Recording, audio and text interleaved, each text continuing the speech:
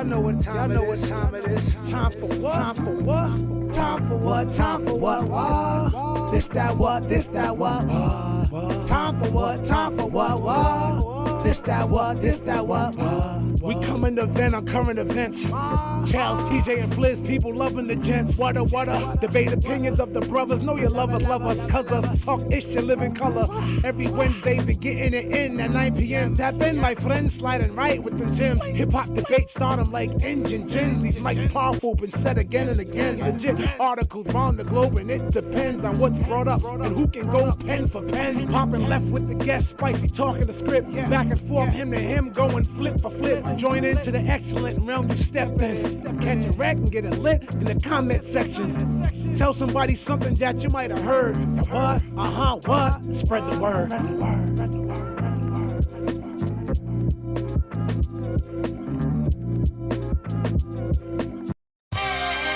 Yeah. Yeah. I feel like I'm on a block right now. Fiends everywhere. Let's bring that back, yeah. Just that crack sales and project hallways. Ducking 12, they got us boxed in 4 ways. This that get money and stack money. Grip tuck always. This that mama, not my child, please. I was a rose out the concrete. Go getter, slow money better than no money. Now it's studio, bad bitches and show money. In the hood, they like you go, homie. They talk behind your back, shit, they so phony. That Illville drip got it all on me. 4/5 Tucker like I got it all on me. Laugh, joke, smoke, no Chris Tucker, I Tucker. And you know this. Bad bitch on the side of me. Rolling up the loudest so she can touch the sky with me. That spaceship lift off, I told her come fly with me. Moonwalking like a Michael. The mic like a machete, and I done went psycho. Bodies in the booth, I'm just spitting the truth. TJ Swords, I've been the truth. TJ Swords, I've been the truth. Been the truth. Feel me on this one. Let's go. This that Bob Marley with the bomb body from the Gam Yachty. Wake up groggy, turning Danny Phantom so they can't find me. This is that ghetto tour, looking tour, I'm so shiny. A celebration when the family gets some dough finally. Poetic justice and hustlers up on some Malcolm shit. That being from the hood but ain't afraid to rise up out that bitch. Drums to leave your boulevard sprung. King of your kingdom, king of the dumb or king of the bums. Stick up Billy yelling, give me that. Saying you know what up, son. The pavement is a nightmare, depending on where you jump from. Scars, monkey bars, and hoopty cars to stretch the ego. Strawberry Tampico with Rico, avoiding that Rico. Or the Gujo, mi gente, we on it. Dominicanas with them BBLs, we tormenting them corners. That Malik got beef with Remy. Trey, Doughboy, Ricky, that Kane and Old Dog. That Bishop, still Raheem and Quincy.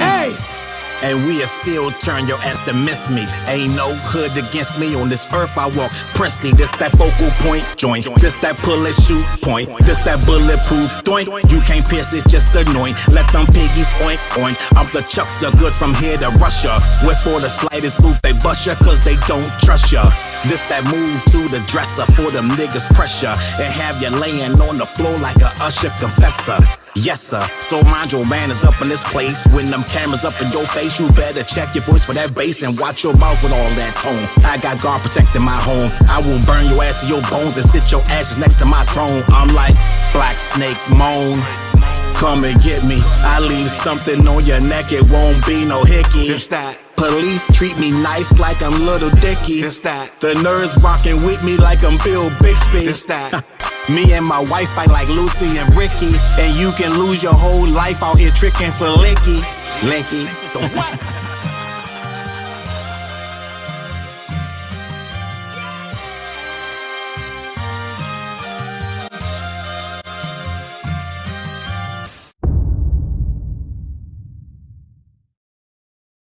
I'm just watching the video. Oh boy, y'all already know what it is. Yes, it's sir. on my mic was too loud last week, but I think we fixed that. When I watched it back, we had fixed it. Gang, it's the what jigger, what jigger, what jigger, what? My name is Charles Brown. Right next to me is artist named Fliz. Right next to him is TJ Swords. What's popping, world? We are the What Show. Make some noise for the What Show. I should bring back the sound effects, huh?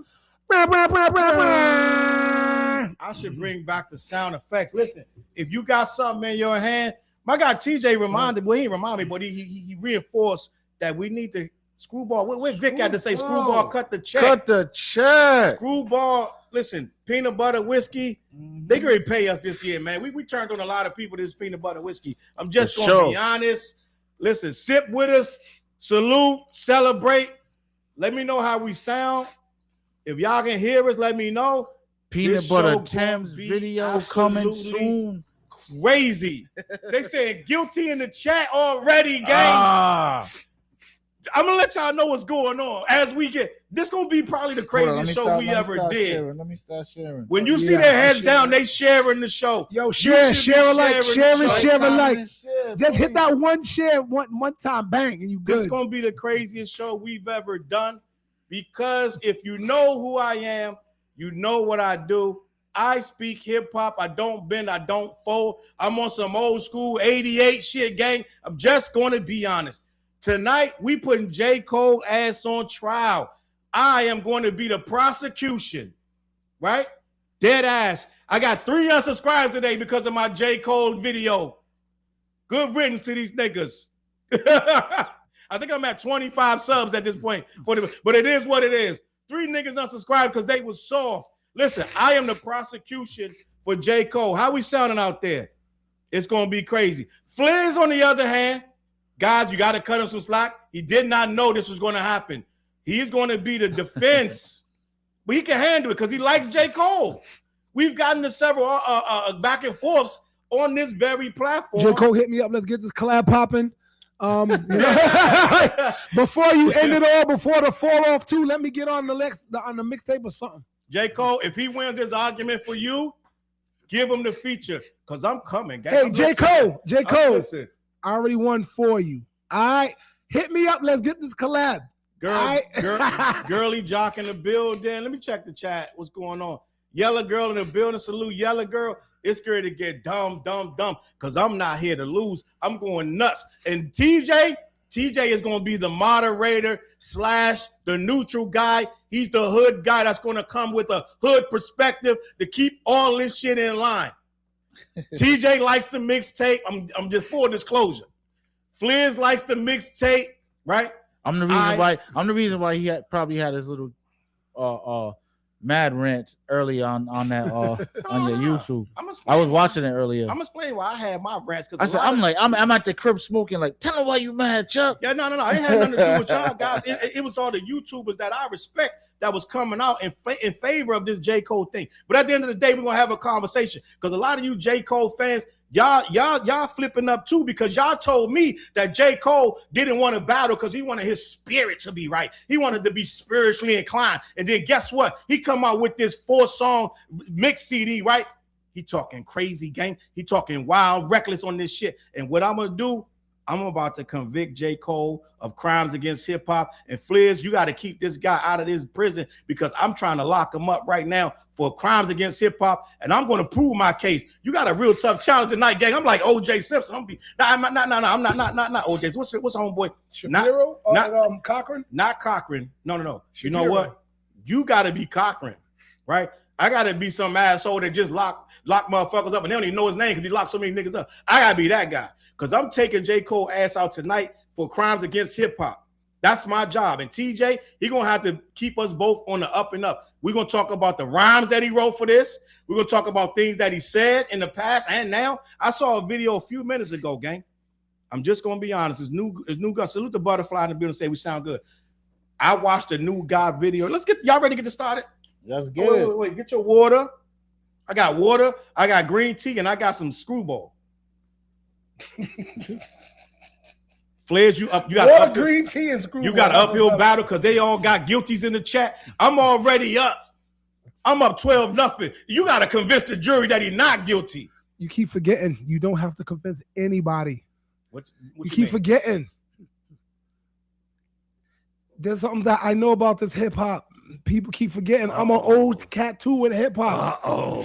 People keep forgetting. But also, I study psychology. You study psychology. Yeah, so There's no need to. So you gonna Jedi mind trick these good No, people? I'm not.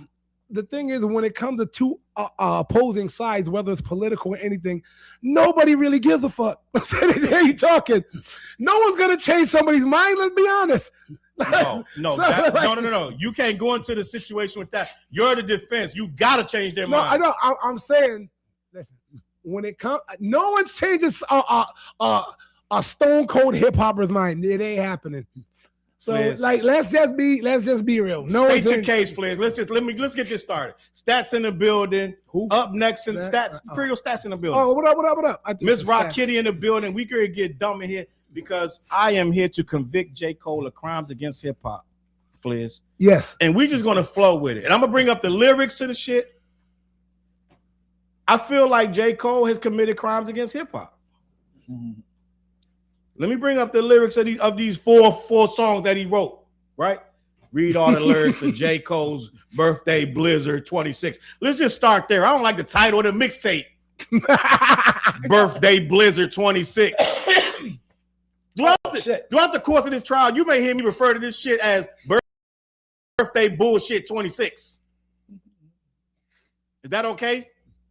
Bitch. Go ahead, you the prosecution. We talking about Birthday Bullshit 26. I had a lot of niggas in my comments calling me a hater. It ain't a hater that I disagree. All right, first thing first, what made me upset the most today, Fliz?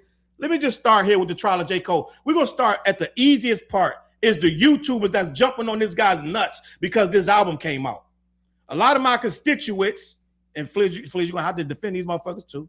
A lot of my constituents came out talking about how dope these rhymes is and how prolific of a writer J. Cole is. And they keep reminding us that we're trying to counsel him, but we're out of touch because that's old news. Now, to me, it ain't old news. Hip hop, we talk about shit from 30 years ago, right?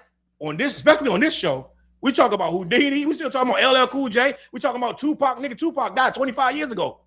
We still talking about Pac. So no, it ain't old news. This shit only 2 years ago. So to me, when these YouTubers came out, when it first happened, when J. Cole made 7-minute drill, I remember that record when he's dissing Kendrick, told him his catalog was due, right? You got one high classic, the rest of shit is due. He wrote all this shit that he was feeling in his heart, right? That he been feeling for a long time, that his man's gassed him up over there at Dreamville. I tell you, I know what the fuck they doing at Dreamville. They telling Cole the wild ass shit. But they gas Cole up because the Like That record came out. Remember that, Fliz? Because of the what? Like That record.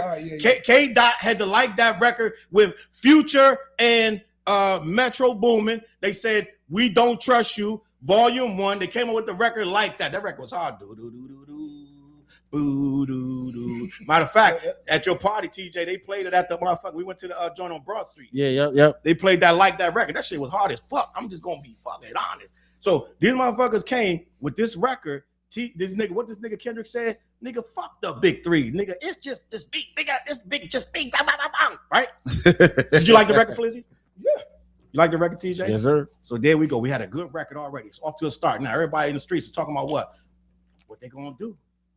Remember that movie motherfucker said, everybody know you hid that money after that robbery. Mm-hmm. He said, hey, what you gonna do? What am I do? What am I do? What's that menace? Is that menace to society? I don't think so. That's menace. Oh, to yeah, society? yeah, Was yeah. that Menace? That's in the beginning with us. When he said Samuel Jackson. We He's- talking to homeboy. He Oh, said, yeah. They it playing was. cards. He said- It was. he said, everybody know you hid that money after that robbery. Fuck you gonna do, bitch, nigga? Right? Remember that? So when the motherfucker K-Dot came out with the record Like That, what'd he say? What you gonna do? Mm-hmm. So then this motherfucker Cole jumped first. And this is first fucking crime against humanity. And we're gonna start. You gotta They defend was like it. humanity now. I mean, hip hop. damn. Right. Fucking hip hop. Damn. Yeah, chat, what's going that on, shit. bro? This is crimes against nature, humanity, Yes. gravity, First crime. puberty, Water, Crime against hip hop. He made a full diss record when he wasn't fully dissed. All Kendrick said on Like That, he said 3 things. He said, fuck the big 3, it's just big me. Right? Mm-hmm. He said 2 niggas on stage holding hands, kissing and hugging on stage. Right? They was kissing and hugging on fucking stage. Right? Do you disagree, Fliz? that J. Cole and Drake was kissing and hugging on stage? I didn't see it, but even if they did, I get it. And the third thing he said, it's time for him to prove that he's a problem. He only said 3 things to J. Cole. J. Cole didn't need to jump off the ledge and make a whole record called the 7-minute drill that he claimed he wrote in 7 fucking minutes, talking about Kendrick whole catalog and he ain't this, he ain't that. And the third nigga was real spicy, right? And I said it that morning. I was in my group chat like, yo, they was killing him in my group chat. I said, let him live. He could say what they were talking about, how he said the Jay-Z line, But I also said, when I did the video, I said, J. Cole didn't want to do it. It wasn't in his heart. Would you agree with that, Fliz? Yeah. TJ, would you agree with that? Yeah, he did say that. I guess he got talked into doing that, right?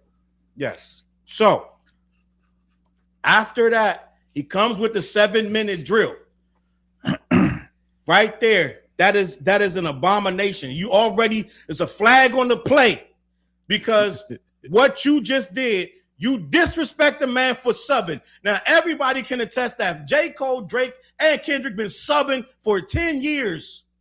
No one put out a full diss record. Okay?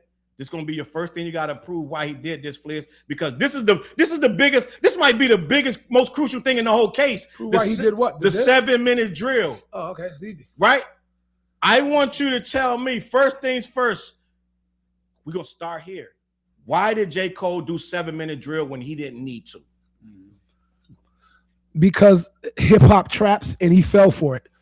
Like it or not, he fell for the hip hop is so ego driven. I gotta respond. I gotta. When it's like, no, you don't.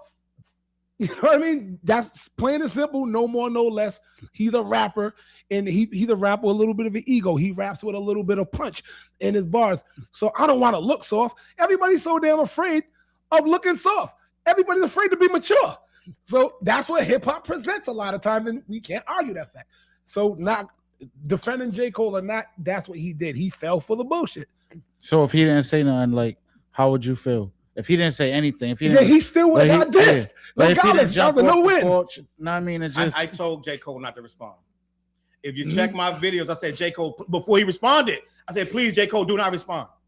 You don't need this. You don't want this. It ain't in your heart. You don't want to disrespect Kendrick. You know this. This is why I have such a problem with the J. Cole fans rewriting history as if J. Cole responded, but then he realized it was going to get too messy and he got a call from Ab-Soul and they told, oh no, Schoolboy Q. And Schoolboy Q warned them they're gonna get too disrespectful and personal. You should bow out. So he bowed out. That is a made-up excuse. Right? So to me, so he made 7-minute drill. Fliz said he jumped. That don't excuse him. That's not a good defense. You're saying I'm not. No, I'm. Here's the thing. My position isn't to defend another man like that. This isn't court like that. But I'm going to say why he did it. He did it because it was ego driven. Point blank. You can't look. Jessica, you can't argue a fact. That's a good defense. The fact is he did it and he suffered a consequence. That's a good defense. In the hip hop realm, you can't do that, and I get it. He did that. So I'm not here to defend against what he did because, in a sense, that's a crime to hip hop. Yep. It is.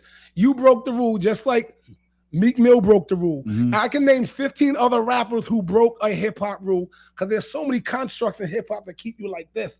Like you got to stay right here or you violated, son. I hate that. But we do give people passes. Let's not even front like we don't. If you're, if you got a certain status, it's like I will let that slide. But so does it boil down to like pride and ego? I think that's a big part of hip hop. Is pride and ego. Listen to shit we be saying. But at the same time, like somebody might throw a little jab at somebody like Hove, right? He's not gonna respond to certain people. He's not. It's like good point. It's like what did he say? Like you know what I mean? Like. I'm on a jet skis in Maui somewhere. Like, I mean, like some crazy shit. Like, so it's like, if J. Cole didn't respond, would we be putting him on trial now? You think? Yes. Like, you know what I'm saying? Yes. If it's not all right, we had this discussion in the chat. Jay-Z will get a straight pass for not coming back at said rapper, right? Because he's Jay-Z. Kendrick saying something on the high level he is in. J. Cole not saying something back, we're not going to give him the Jay-Z treatment. Oh, he's too big for Kendrick. Yeah. We ain't going to do that. We're like, you failed. Just like it was like, yo, Meek, why you taking so long to respond to Drake back then? Yeah. Right? It's like Everybody's failing at that. Those are the hip hop rules. For some And me, reason, Jay-Z I got do the want a pass. feature, by the way. I know. Hold on, wait. Hold on, let me clear something up. It was that- Kendrick, I do want the let's get a feature, feature. Cole feature. Meek Mill. Everybody, I love all y'all. Hit me up for this Let's feature. work. Let's I ain't work. even bullshitting. This is just us talking about. Hey, this hip hop talk. But Let I me- love all y'all shit. Let me Let's say get this on this collab For game. the record, FlizzMusic.com. Fliz, you just gave the Diddy defense, which is perfect. Yes, he did that, but he's not a murderer. Right? You said yes, it was He's a like, crime. yes, you That caught doesn't him with mean the he's a bloody murderer. gloves. He's not the murderer. So you gave a defense that was saying, okay, he did that, but it's not egregious. But Fliz, I'm going to say that is the most egregious crime of all, because he made a diss record when he didn't need to over his ego. So right there, we're going to take a pen and stick that on the board. Ego. J. Cole has an ego that he cannot control because it made him make a whole record. 7 business days later, he deleted that shit, talking about I was lame. It was the lamest thing I ever did in my life. Kendrick, if you can forgive me, if not, swing, my nigga. I'll take it on the cheek. I'll take it on the chin. I'll take your best shot, which means lay down. I'm going to lay down for you, K-Dot. I was wrong. I'm going to remove this from my album, and I hope you can forgive me. What Kendrick say? Fuck all them bridges. They all burn. What bridge they done burned? They all over. Right? So Kendrick is like, this nigga K-Dot say, listen, I'd rather see you geeked up. Yeah. I don't need no apologies. I'm good. He come from a different cloth. Right? We know Drake from up in Toronto. Right? I mean, we from Toronto, wherever the fuck you from in Canada. Right? And we know somewhere like that. And then we know J. Cole from Fayetteville. Salute to Fayetteville. Them niggas is tough, right? But J. Cole, I think he was in the suburbs. Oh yeah, salute to all my family down then- there in North Cackalack. Salute to North Kakalaka. But Kendrick from the streets of Compton, they just different, gang. Just gonna be honest. So at the end of the day, he wasn't trying to hear no apology. So right there, J. Cole made a record called 7 Minute Drill that he claims, I used to do these drills. I write the rhyme in 7 minutes, and whatever was there was there. So he said he claims he read it in 7 minutes. That's why, hence the name 7 Minute Drill. Mhm. So, but I think he rushed it because he tried to do all the talking points. The shit didn't work. People was like, nah, Cole, this ain't it. Cole woke up the next day after he put it out and was like, shit, they ain't feeling this shit. Like, don't. He went and listened to it again. Like, you know what, damn, this shit low key is not that really that great. He said, you know what? I'm not going to do another one because I got to get too disrespectful to beat this nigga. So end of the day, if I get too disrespectful, that's not in my heart either. Just like Drake, he didn't want to go too far. Right, nigga. Drake he said that what's homeboy from Mob Ties, TJ? Jay Prince. He told Jay Prince told him, you're going too far, you got a brand to protect. So he made Drake not diss Pusha T. He made he had a record that was gonna end his career. But Jay Prince told him you can't do that, it's too far, so he stopped the whole battle. Mm-hmm. Boom. So now J. Cole talking about, yo, I'm gonna delete this, That's the second egregious hip-hop crime. You wrote a diss record, you dissed this man whole Gotta catalog, stand on it. and then you came out in 7 business days or less, you deleted it. But I'm gonna give you the third crime, Fliz. Fliz, you got a problem, gang. I came I don't got a prepared. problem. I just everything you're saying is redundant to me. I'm gonna because, get, it's not redundant. You know what I'm saying? I can't argue against the fact. Okay, but I still gotta lay them out. These are So, hip hop rules. these- He these- broke them. Let me give He you. did. I'm gonna give you the third. I'm gonna give you the third. But I crime. got one thing I'm gonna say to when you're all done. I'm gonna give you the third crime, Yeah. Fliz. He used that battle. He used that diss record as a way to get streams on that album. He had just signed a new. So let me give you some context. J. Cole had just signed a new deal for his new record company, whatever the fuck he was doing. He went independent, and that record was the first record that might delete later, if I'm not mistaken. Somebody in the comments tell me that I'm wrong. So guess what? When you sign a new deal, Fliz, you got to produce numbers. So this nigga J. Cole is like, yeah, the record's good, but it'll be better with a Kendrick diss. The numbers gonna go through the roof. And guess what? They did. So at the end of the day, by the 7 business days later, he had already benefit from the boost in sales from the people that would have never listened to Might Delete later. So that's his third crime, using the battle record to boost his sales and then deleting it and making it like he's contrite about it. You used it. You already benefited from the boost in streams. So you done 3 crimes and we ain't even delete the record yet. So now you deleted the record in 7 business days or less. You've already committed 3 crimes. I ain't even talk about the shit you said on this record. The 4th crime, you said Kenny don't have a classic album. You said he said he had one, he got one, and the rest is due. So he bit Jay-Z verse, the diss Kendrick. That's 4 crimes. Right? Fliz, you keep Hold on, wait. That's a diss to snatch a hip hop line? No. That's a crime? No. It's a crime when you don't mean it and you delete it. He used Jay-Z's verse, right? Two of them shits was due. One of them shits, He used Jay-Z's lines against Kendrick. Nah, that's not a crime. That's a reach. That was a reach. That was a reach right there. I'll agree with any fact, but that's a reach. So everybody does that in hip hop. Okay. But then he deleted it though, Fliz. It don't matter. We already know the deleting part. That's so that's redundancy now. Okay. So that's like that's not a crime. So I borrow lines from people. I borrow Method Man lines. Like okay. So that's your defense.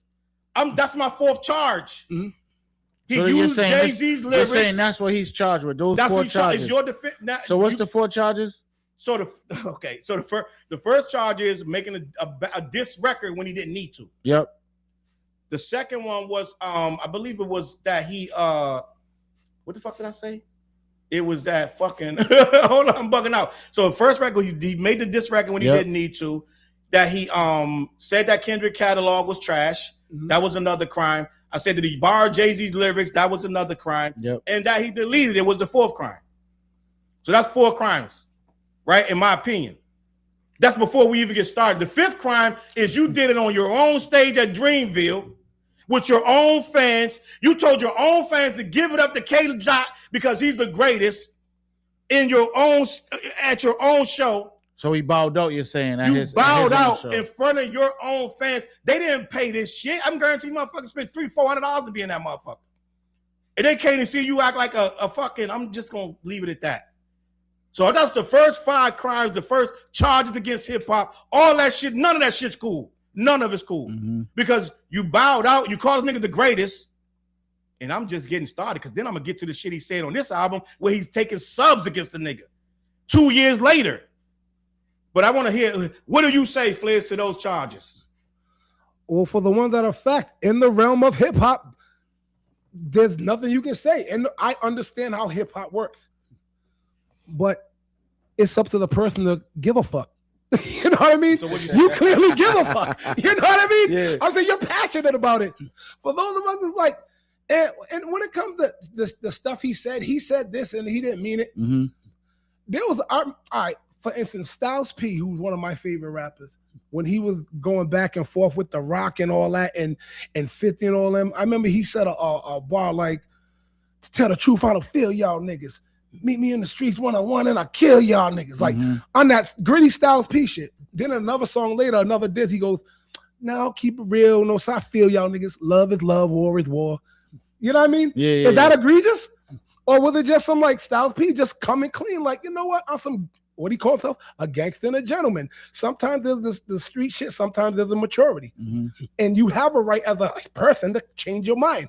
So that's why I don't buy into all the hip-hop lore. I can't change my mind, and I can't let that man say, this isn't right for me.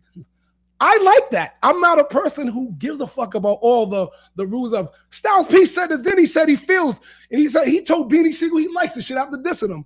I thought that was some cool shit. He told Beanie Siegel what? I'm sorry. That he likes the shit. It was like a diss that he was dissing them before. Then he said, "Nah, tell the truth. I feel y'all niggas." That's not the same. That's not the same. Well, bro, he said, I don't feel y'all niggas. Meet me in the street one-on-one and I'll kill y'all niggas. He even said a death threat. Know what I'm saying? Talking about P, right?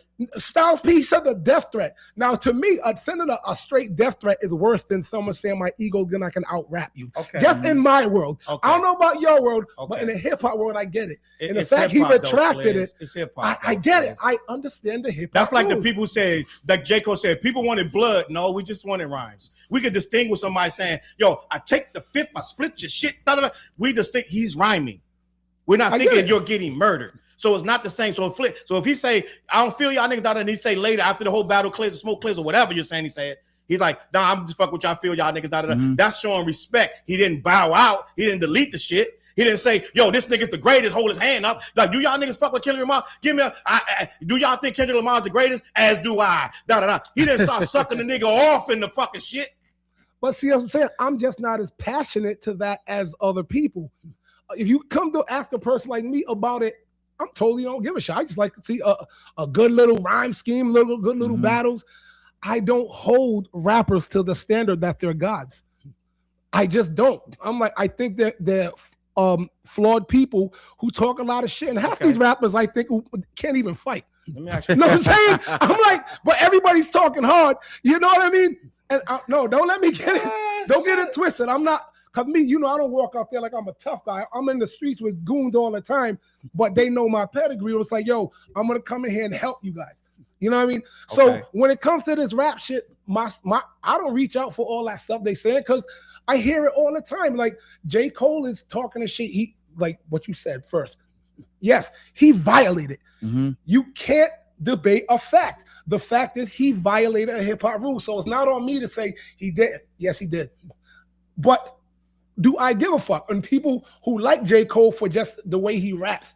Okay. I like a lot of people the way they rap. Half these people I like don't even write their own lyrics. I'm gonna be real, like, yo, how many ghostwriters have come across hip hop? We still rock their song. Whether it's from the 80s, 90s, now, it was just a hot song. Yeah. Like so, it sounds good with that person saying it. It's basically. Like, yo, it was just a joint. It's a song. But like I said, I'll go back and say, you can't debate a fact, which I will not debate facts when it comes to hip hop. I can't debate a fact. You can't. No, I'm saying? It's a fact. It's a statute. Leave it there. Don't touch it. Yeah. But the question is, do you care? If you care, you do. But for those who don't, you're gonna be like, I'm still gonna listen. I'm gonna go home listen to J. Cole tonight because I don't care. Kendrick killed him. Kendrick kicked his monkey ass. You know what I'm saying? He backed in a hip hop realm. J. Cole, he backed out. You can call him a bitch. You know what I'm saying? He didn't step outside, and you're right. Who can say? But hey, yo, you know what I mean, you right. You know, but he addresses all of that too. Oh, Cole, like he says that shit. But like, so we don't listen to the lyrics. He does say that as a human being and a person who's not totally like hip hop based. You know what I mean? Because you are hip hop based. Yeah, no, I'm not talking about me. I'm not talking about in general. Yep. As a human being who is not like. And oh no, I have a base in hip hop. Don't get it twisted. Let me super chat. Salute I'm very knowledgeable in hip hop. Salute the orator. So I can step in both words. I can say, let me just say this real quick. The $5 super chat, we appreciate you. Peer character cheerfully blowing a party horn. Sorry about that. Go ahead. Now, shout out to Orator. Yo, spread the podcast. But that's what I'm saying. You can't debate a fact. Hip hop got a statute of rules. Did you break one? Yes, you did. And he wasn't the realm he stepped in. He wasn't equipped enough at that time to be like a Jay-Z. Well, I can not address him. J. Cole. J. Cole wasn't. So why we put this nigga in the top of the rappers if he's not a fucking Jay-Z? Because Kendrick is a different animal. It's not like some nobody dissing a Jay-Z. This is J. Cole and Kendrick. So did he not elite then? Did he what? You're saying J. Cole is not elite? No, I'm not saying that. No, you have to. I'm saying J. Cole is elite, which is why he had to. How can he be elite how can he be elite if he can't stand up to the elite rappers? Because guess what? He's elite enough. The fact that we was like, oh, this is gonna be a good battle. Yeah, but I'm not. But you know what though? You know what? Please. Like he basically had the choice of not responding and responding. Charles is like basically he responded off an ego, right? Right. But if you're responding off the ego, then you gotta stand on that shit though, right? At the same time, your facts, TJ. Like you have to stand on it. Let me ask you a question. Like fuck it, you already done. Know what I mean? You already done got into the mud, bro. Right. Know what I mean? Like it's wartime. You already done put the record out. Yep. Like you can't shoot. You can't go spin the block. Know what I'm saying? Shoot up niggas and then be like, I quit. I agree with you. You know what I'm saying? I agree. That's all facts. So you can't fight a fact. So you gotta like so. I look at it like that. Like, know what I mean? Like you can't spin the block. Know what I mean? Shoot shit up. Damn, 2 people got hit. Oh, I quit. I don't want to play no more. Nah, this ain't basketball, bro. You can't take your basketball home. So I'm about to make a basketball point. Like, I mean, so basically, like he did have to stand on it. So it made him look like a straight, I mean, like a sucker. But what we can't take away is that the motherfucker can rap, bro. That's all I'm saying. Okay, wait. Okay. Now let's stay on that. Let's put a pin in that. Let me continue what I'm doing. So you said basketball. I was going to ask you about basketball. Fliz, you like basketball? Love it. TJ, you like basketball? You already know. So imagine basketball with no rules. Imagine a nigga could go out of bounds, come back in, don't dribble the shit, and just run up to the shit, slam dunk the shit. He travels from half court. Right? And Fliz's point is, that nigga's nice. Don't matter. He don't need to fucking pass the ball. He can run from one end of the court to the other. Never dribble the shit. It's rules, dog. So what I'm saying, Flins don't cut me off. Let me just say this. I'm trying to. But what I'm saying is the analogy. Yeah. the hip hop has rules. Yeah. Okay. You're saying I don't give a fuck. So that's what you said. Am I bugging out? The way you're formulating it, the way I meant it, but that's exactly what you meant. You said I just told you J. Cole broke about 3 rules. Yeah. You said he did, but then you said ask for people who give a fuck. Yeah. Okay, so let's go back. Let's imagine a basketball game where there's one nigga that don't follow none of the rules. He followed them all the way up until he felt like he didn't need to. Mm-hmm. Right? He big bone and brown like he's knocking niggas, and then when the game get hairy, scary, the realest nigga that's out there come and challenge him like, let's play. He's like, you know what? Yeah, I'm good. And then the motherfucker start cheating and shit, and he want to still play, but he want to cheat. Mm-hmm. So what I'm saying is, it's rules to this shit. Mm-hmm. So we can't say, yo, it's rules, he broke them, but I don't give a fuck. No, nigga, if you're going to play ball, play fucking ball. We need you to follow the rules. Don't step over that white line, that's out. Don't double dribble. Pass the fucking ball before you do this, that, and the third. Don't shoot from the fucking, don't be out of bounds and try to shoot inbounds. Don't touch the ball off it's mad rules. It's mad rules, and somebody gotta defend the rules. We can't be like, yeah, the nigga broke the rules, but I don't give a fuck. No, it don't work like that. So what I'm saying is, J. Cole again broke the rules, and I ain't even finished. Right? Some of them rules was ticky tack, but they fucking. How many rules is ticky tack? Nigga hit a nigga hand, foul, foul. So like, they rules, bro. So it's basically like, but at the same time, with the little bullshit foul, it's like, bro, let him play ball. They bullshit fouls. I get it, but that's up for debate, right? Fliz already said. I'll give Fliz that. I know that the one I said about him using Jay-Z, she was ticky tack, but that's part of the game. If I'll give Fliz that is ticky tack. It's a bullshit rule. It's a bullshit that I made up, but I'll give you that. You got 1 out of 4. It's a child's rule. I mean, it's a fucking rule. So in my group chat that morning, when that 7-minute drill came out, niggas was in my other group chat, my DC group chat. Yep. They was clowning them for using Jay-Z bars. They said, nigga, you're not Jay-Z. Jay, we already heard this on the takeover. You stole the shit right from the takeover. So niggas had an issue with it. Right, wrong, or indifferent. So I'm just telling you what I was told. And I was defending that nigga that morning. I said, bro, if that's what he was feeling his heart, then let him fucking rock. Right? And then when I listened to it more, I was like, yeah, Cole he not feeling this. He not really, he not, his heart ain't in this. He should have never did this. But I said it on the video. You could go back 2 years ago when I made the video. So what I'm saying is, we can't just say, okay, the rules is there until we like a nigga. And then we like this nigga so much, he can just break the fucking rules. Don't work like that. J. Cole is in this hip-hop allegedly is 50 years old. Allegedly.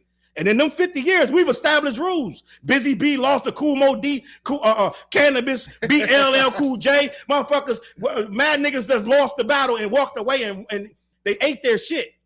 They ate their loss.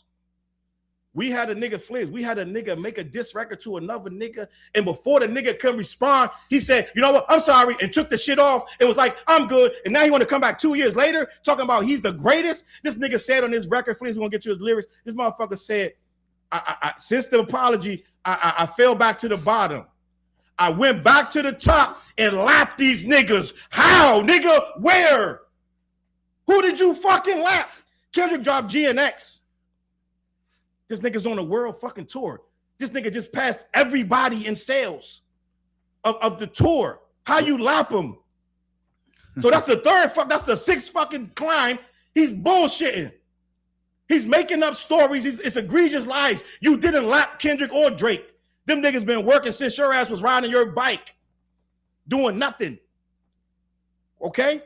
So we're gonna have fun with this because I know I feel like J. Cole got a lot to explain to do. He brought this mixtape out. He spit a lot. TJ hit me up. He had us up in the chat, right? Fliz, both of y'all. Mm-hmm. Yo, this nigga spitting da. I'm like, you know what? We got some explaining to do before we start anointing this nigga as a spitter again. Because we saw the boogeyman was waiting in the corner and your ass ain't rap. So when I put it in the chat, right, it was mad funny because I knew that Charles was gonna be right. I knew it, so I said, boom. First, I put the link in the chat. Bang. I said, at Charles, hey yo.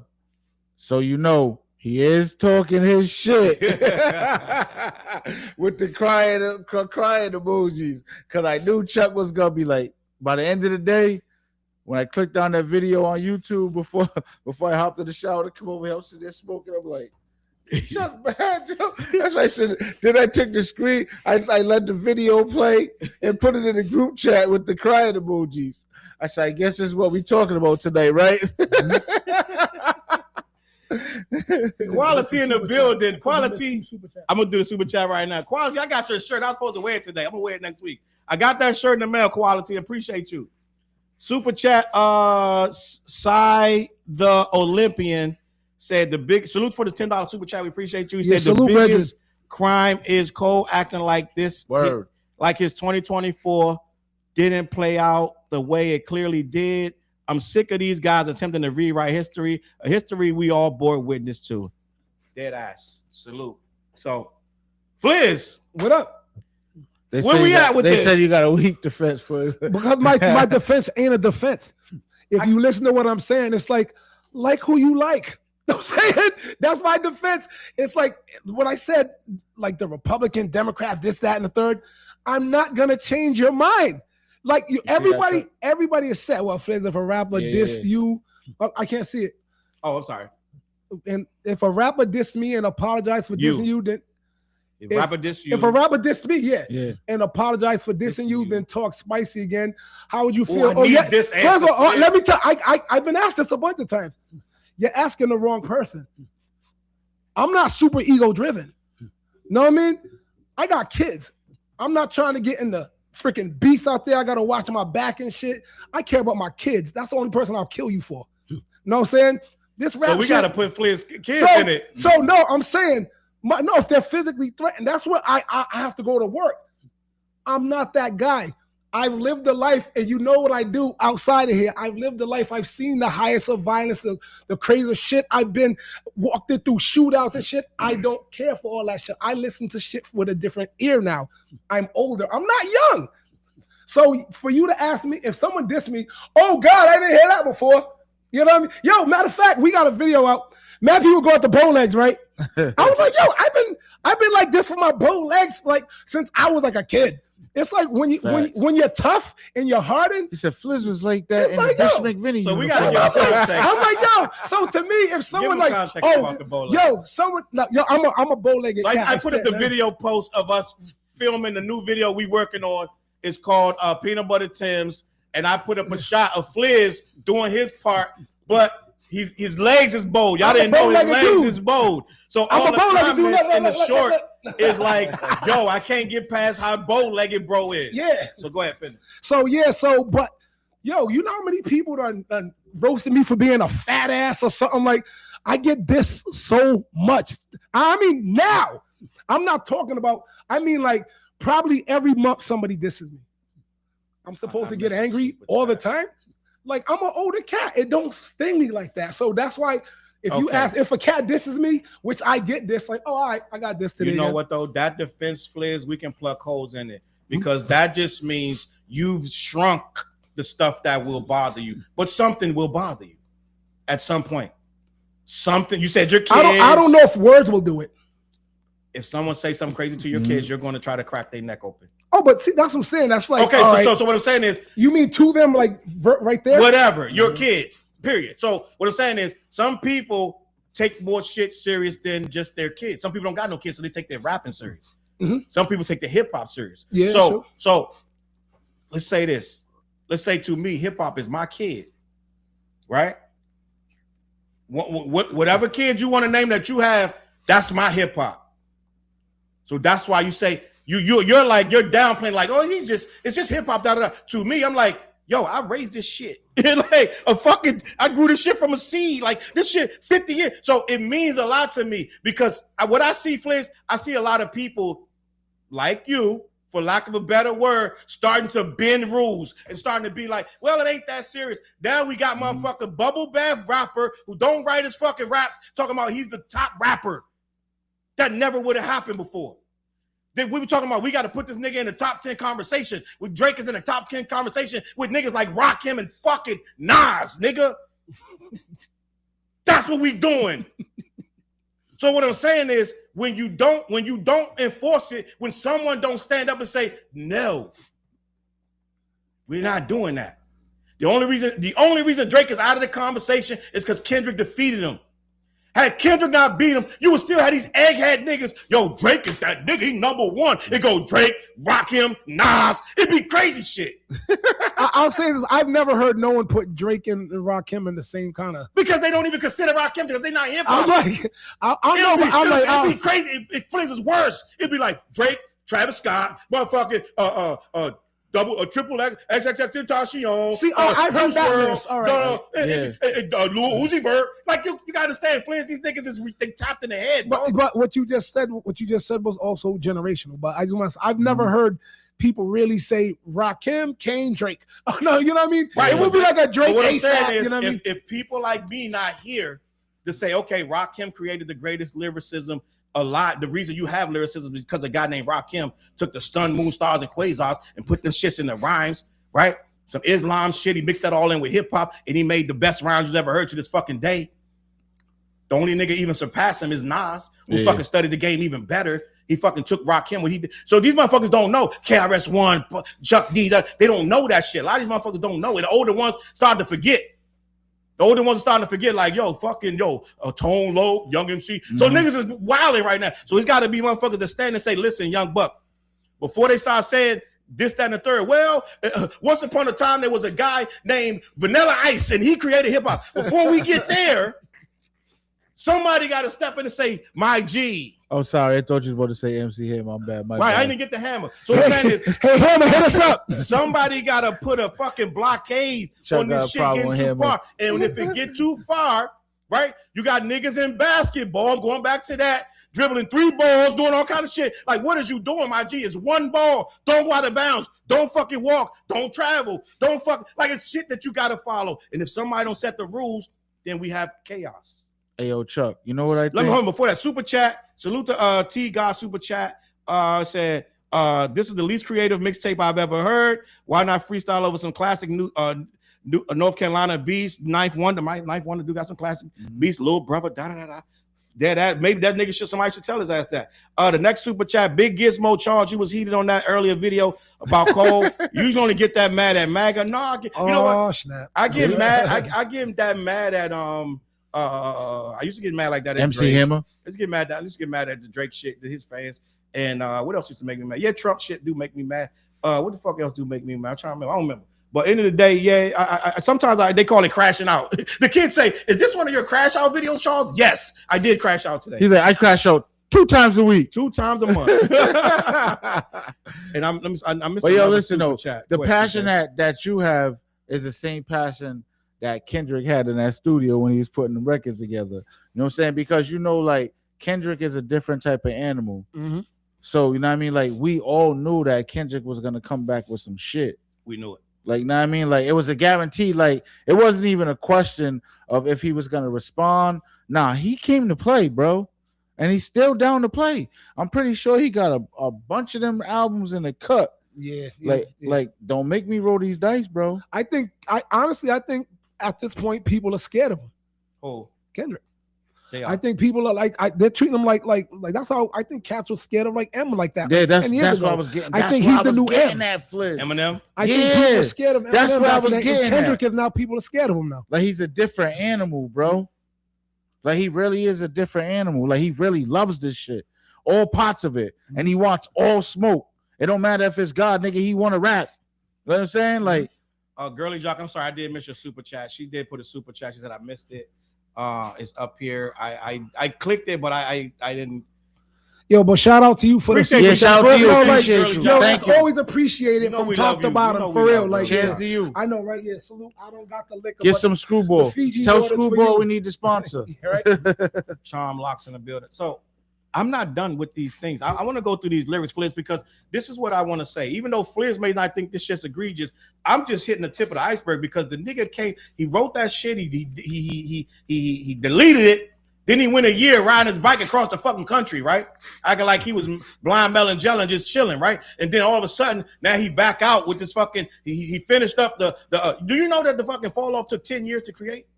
Oh, for real? He been working on the Fall Off for 10 years. Oh, and you know what's crazy? Because I did see somebody say that they comparing that to what's the album that Dre never put out?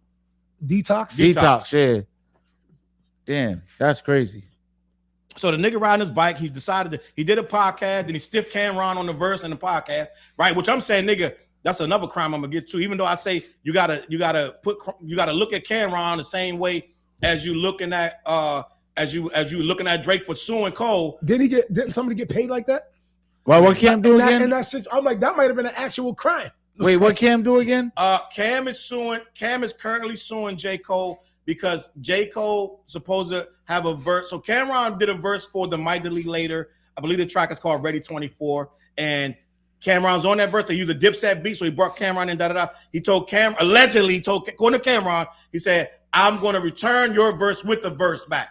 Cameron was promoting it. He did a story. He's like, yo, look who in the studio, Me and J. Cole cooking something. J. Cole kept fronting on him, yo, I can't do the verse. He said, okay, so he took so long to do the verse, right? Even after he put the Ready 24 song out on the Mightily Later, he took so long to do the verse that Cameron was like, okay, just come on the podcast. And you know J. Cole don't be on nobody's fucking podcast. But he wanted them to go on. It is what it is, already popping. But imagine a J. Cole sit down on that fucking podcast. That's $2 million. It's viral. It's viral. That's viral. Every clip is viral because he don't do no podcast. So Cameron, Cameron verse really ain't worth what he asking for. Let's be honest. But he allegedly J. Cole agreed to it, right? So, but J. Cole has not gave him the verse or the podcast visit. So he's suing J. Cole for whatever. He sued UMG, but he dropped UMG from a lawsuit last week. So he has a lawsuit against J. Cole, which I said was lame because it's the equivalent of J. Cole not turning a verse in time. Nigga, just keep waiting, right? You don't sue niggas over verses. That's my opinion. But at the end of the day, he sued J. Cole. Now, J. Cole got Drake lawyer allegedly court. I saw it today on allhiphop.com. J. Cole went and got Drake's lawyer. Now he's going to fight the shit. And to me, I'm like, nigga, just do the fucking verse or go on the goddamn podcast. You rolling out an album, shit come out next week or 2 weeks. Just go on the fucking podcast, do the shit. Ayo, do you think that he don't understand, like, right now, like, them type of podcasts is the podcast that you got to hit to promote your album? Yes. He knows that, though, TJ. To me, this is another crime. You're not going to do the podcast that you promised to do. Fliz, what say ye? About what? The Cameron shit? Or about J. Cole not doing his verse. I'm like, what are you talking about? About J. Cole not doing his verse or showing him for the podcast to the point Cameron had to sue him. Oh, that's a two-part stack question for me. I don't believe in all that, like suing just to be suing. Like, I don't believe in all that. I think everybody's lawsuit happy. But I remember us talking about this, and I say Cameron ain't me. And Cameron, I think, is full-fledged businessman now. Like, I want my opportunity or my bread. And that's just how Cameron is. Me personally, I would have been like, I'm letting it go. I ain't getting the verse. That's just me, but not everybody's me. No one's gonna let it go. Now, but that's just me. But I'm just gonna add this to you, Fliz. I got chewed up for saying the same thing you did. They was all in my comments saying, Charles, you don't understand business. Cameron is right.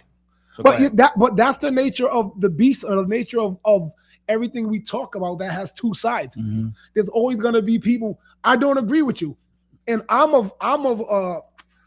feel no one changes nobody's mind in this day and age. No one really listening. People got their mind set on the issue. And you ain't changing their mind. So I'm not gonna kill myself trying to convince somebody who got it. Got what they're gonna say. Here's my part. You hear it? Oh no. All right. That's how I look at life. I'm like, I'm just like, the thing is, we're similar in that, but Fliz, I'm not young anymore, and I don't have the energy. But let's be honest, Fliz, me and you are similar in that, but we also get burnt for that.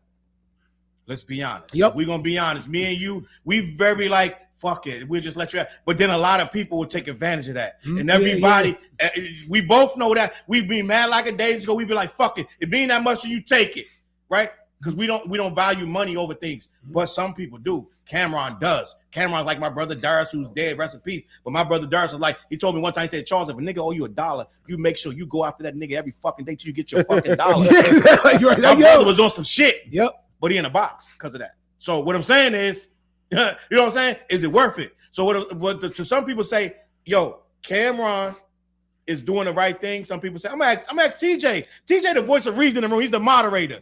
TJ, Cameron suing. Don't look at it as hip hop. Look at it as No, I was gonna. two I agree guys with- that he owes him something. He owes him a verse or a podcast visit.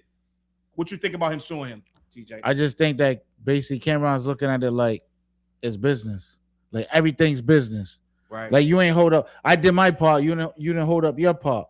So fuck it. This is the level I gotta take it to. I asked you for the verse. I asked you to come on the show, which is easy shit, my nigga. That the verse is shit. I do that verse in fucking 15 minutes. What you need, Yeah, Cameron? right. But Oh, think I'll J. do the Cole verse for not- you. I think If J. Cole don't want to do the inspired. verse, I got a verse for you with the hook, bro. Know what I mean?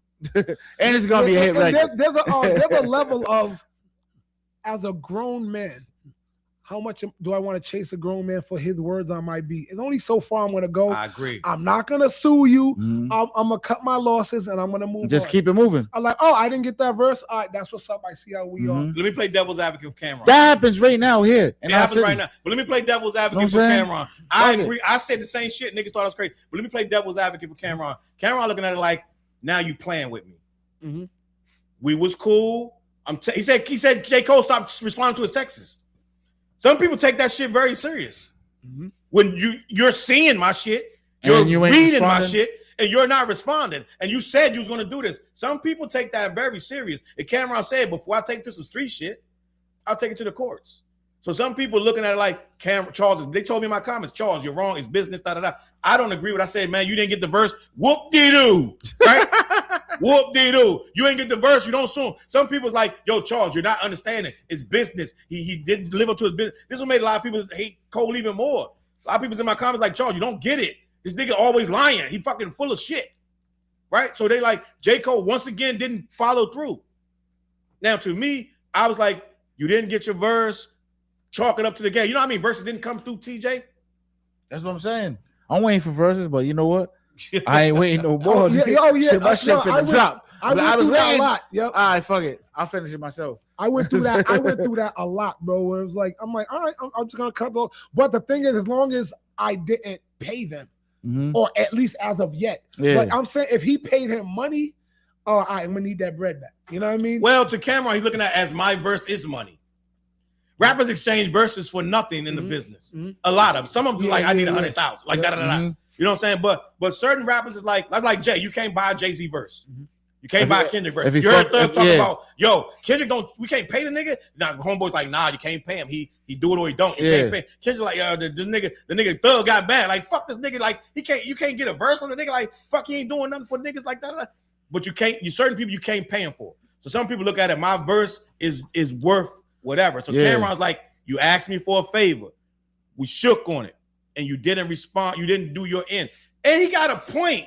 It's just me and Fliz. I don't know about teacher, but me and Fliz look at it like, fuck it. You didn't do what you said. You didn't honor your word. It is what it is. Some people look at it like, no, nigga, you're gonna honor. Like I told my brother Thursday, nigga, you owe me $1. I'm I'm coming on to you. get it. I'm coming to your house. I'll be there. I'll be outside, nigga. So it is what it is. Yeah. And put it this way, you said, rest in peace to your boy. You said he's out of here. Yeah, he got killed. Yeah. My All brother. right. No, I'm saying, but Cameron, from what I get, and shout out to Cameron, let's get this collab. I'm ready. now, I actually, think Fliz get one of these collabs. hold up. Actually, the last time I met Cameron, I did a show with him in 2020 during COVID, actually in New York. But cool ass dude. Know what I mean, but other than that, Cam, what I get from him, he's very aggressive when it comes to that aspect. You ain't gonna play me. Yeah. You know what I mean? Where like some people have the personality archetype to be like, I'm just gonna like, I took an L there. Me, I'm the type to make my friend set smaller. When I take an L, I know not to mess with y'all or like, you know what I mean? That's just how I handle it. But Yeah, and me and you are a lot alike. We're very like. That's why us three, our friend group is good because we don't. It's a movie I used to watch. I forgot what it's called. But it's like they said, I never did mind about the little things. Right? Like it's a movie back in the day. Somebody can tell me what that movie is. It sounds like some mafia shit to me. No. What it is it's a female assassin. What's her name? A female. She's a female. She used to be like a drug addict. They pretended that she was killed, but they took her somewhere else. They said, "You're gonna kill people for us, or we're gonna kill you." You remember this movie? Not Colombiana, right? This girl, she's so they tell her to go Is it- kill people. You never know when. So she's living a regular life until they call on her. I can't remember her name, but she's an assassin. It's one of It's my not favorite movies Colombiana? back in the 90s. I know it sounds like a little bit of Colombiana. Matter of Yeah. fact, somebody no, it ain't that. Is in the 90s. The father got Somebody killed in gonna the tell me in movie. the chat. But this girl was like, she the movie starts off, they're robbing a drugstore, and somebody gets killed in the drugstore. So they grab this girl. She gets shot, but they heal her. They take her to a secret location. They're like, you can die right now. Right? Yeah. Like, you're gonna die right now, or you're gonna do what we say for the rest of your life. So they have her as an assassin. They train her to be an assassin. Da da da. She learns how to kill people. Da da da. I can't remember the name of that movie. Let me see if the chat picked it up. But somebody knows the name of this fucking movie. But end of the day, I'll figure it out before we done. But Lucy. Is it Lucy? No, it's not Lucy. It's older than that. Yeah. It's older than that. Matter of fact, when I said y'all gonna be like, oh shit, like this girl don't even act no more. But Long Kiss Goodnight. No, she wasn't the drug addict. it's around that time though. It came out at the same time. Long Kiss Goodnight. It came out around that time. But Dead Ass. Da da da. Let me see if somebody can figure it out. Somebody know this damn movie. Somebody said The Point of No Return. That's it.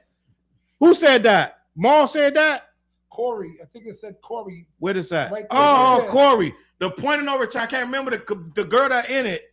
She has her parents are famous, but the movie this movie's banging. Matter I've of never fact, seen that. It's from the Matter of 90s. this weekend, when you sit down and you ain't got shit to do, watch The Point of No Return. That shit's banging. She's an assassin, so she has to kill Put people that in on the group chat, demand. Flizzle. She has to kill people on demand. Da da da. But we getting off topic. I know, right? In the end of the day, let me check this super chat.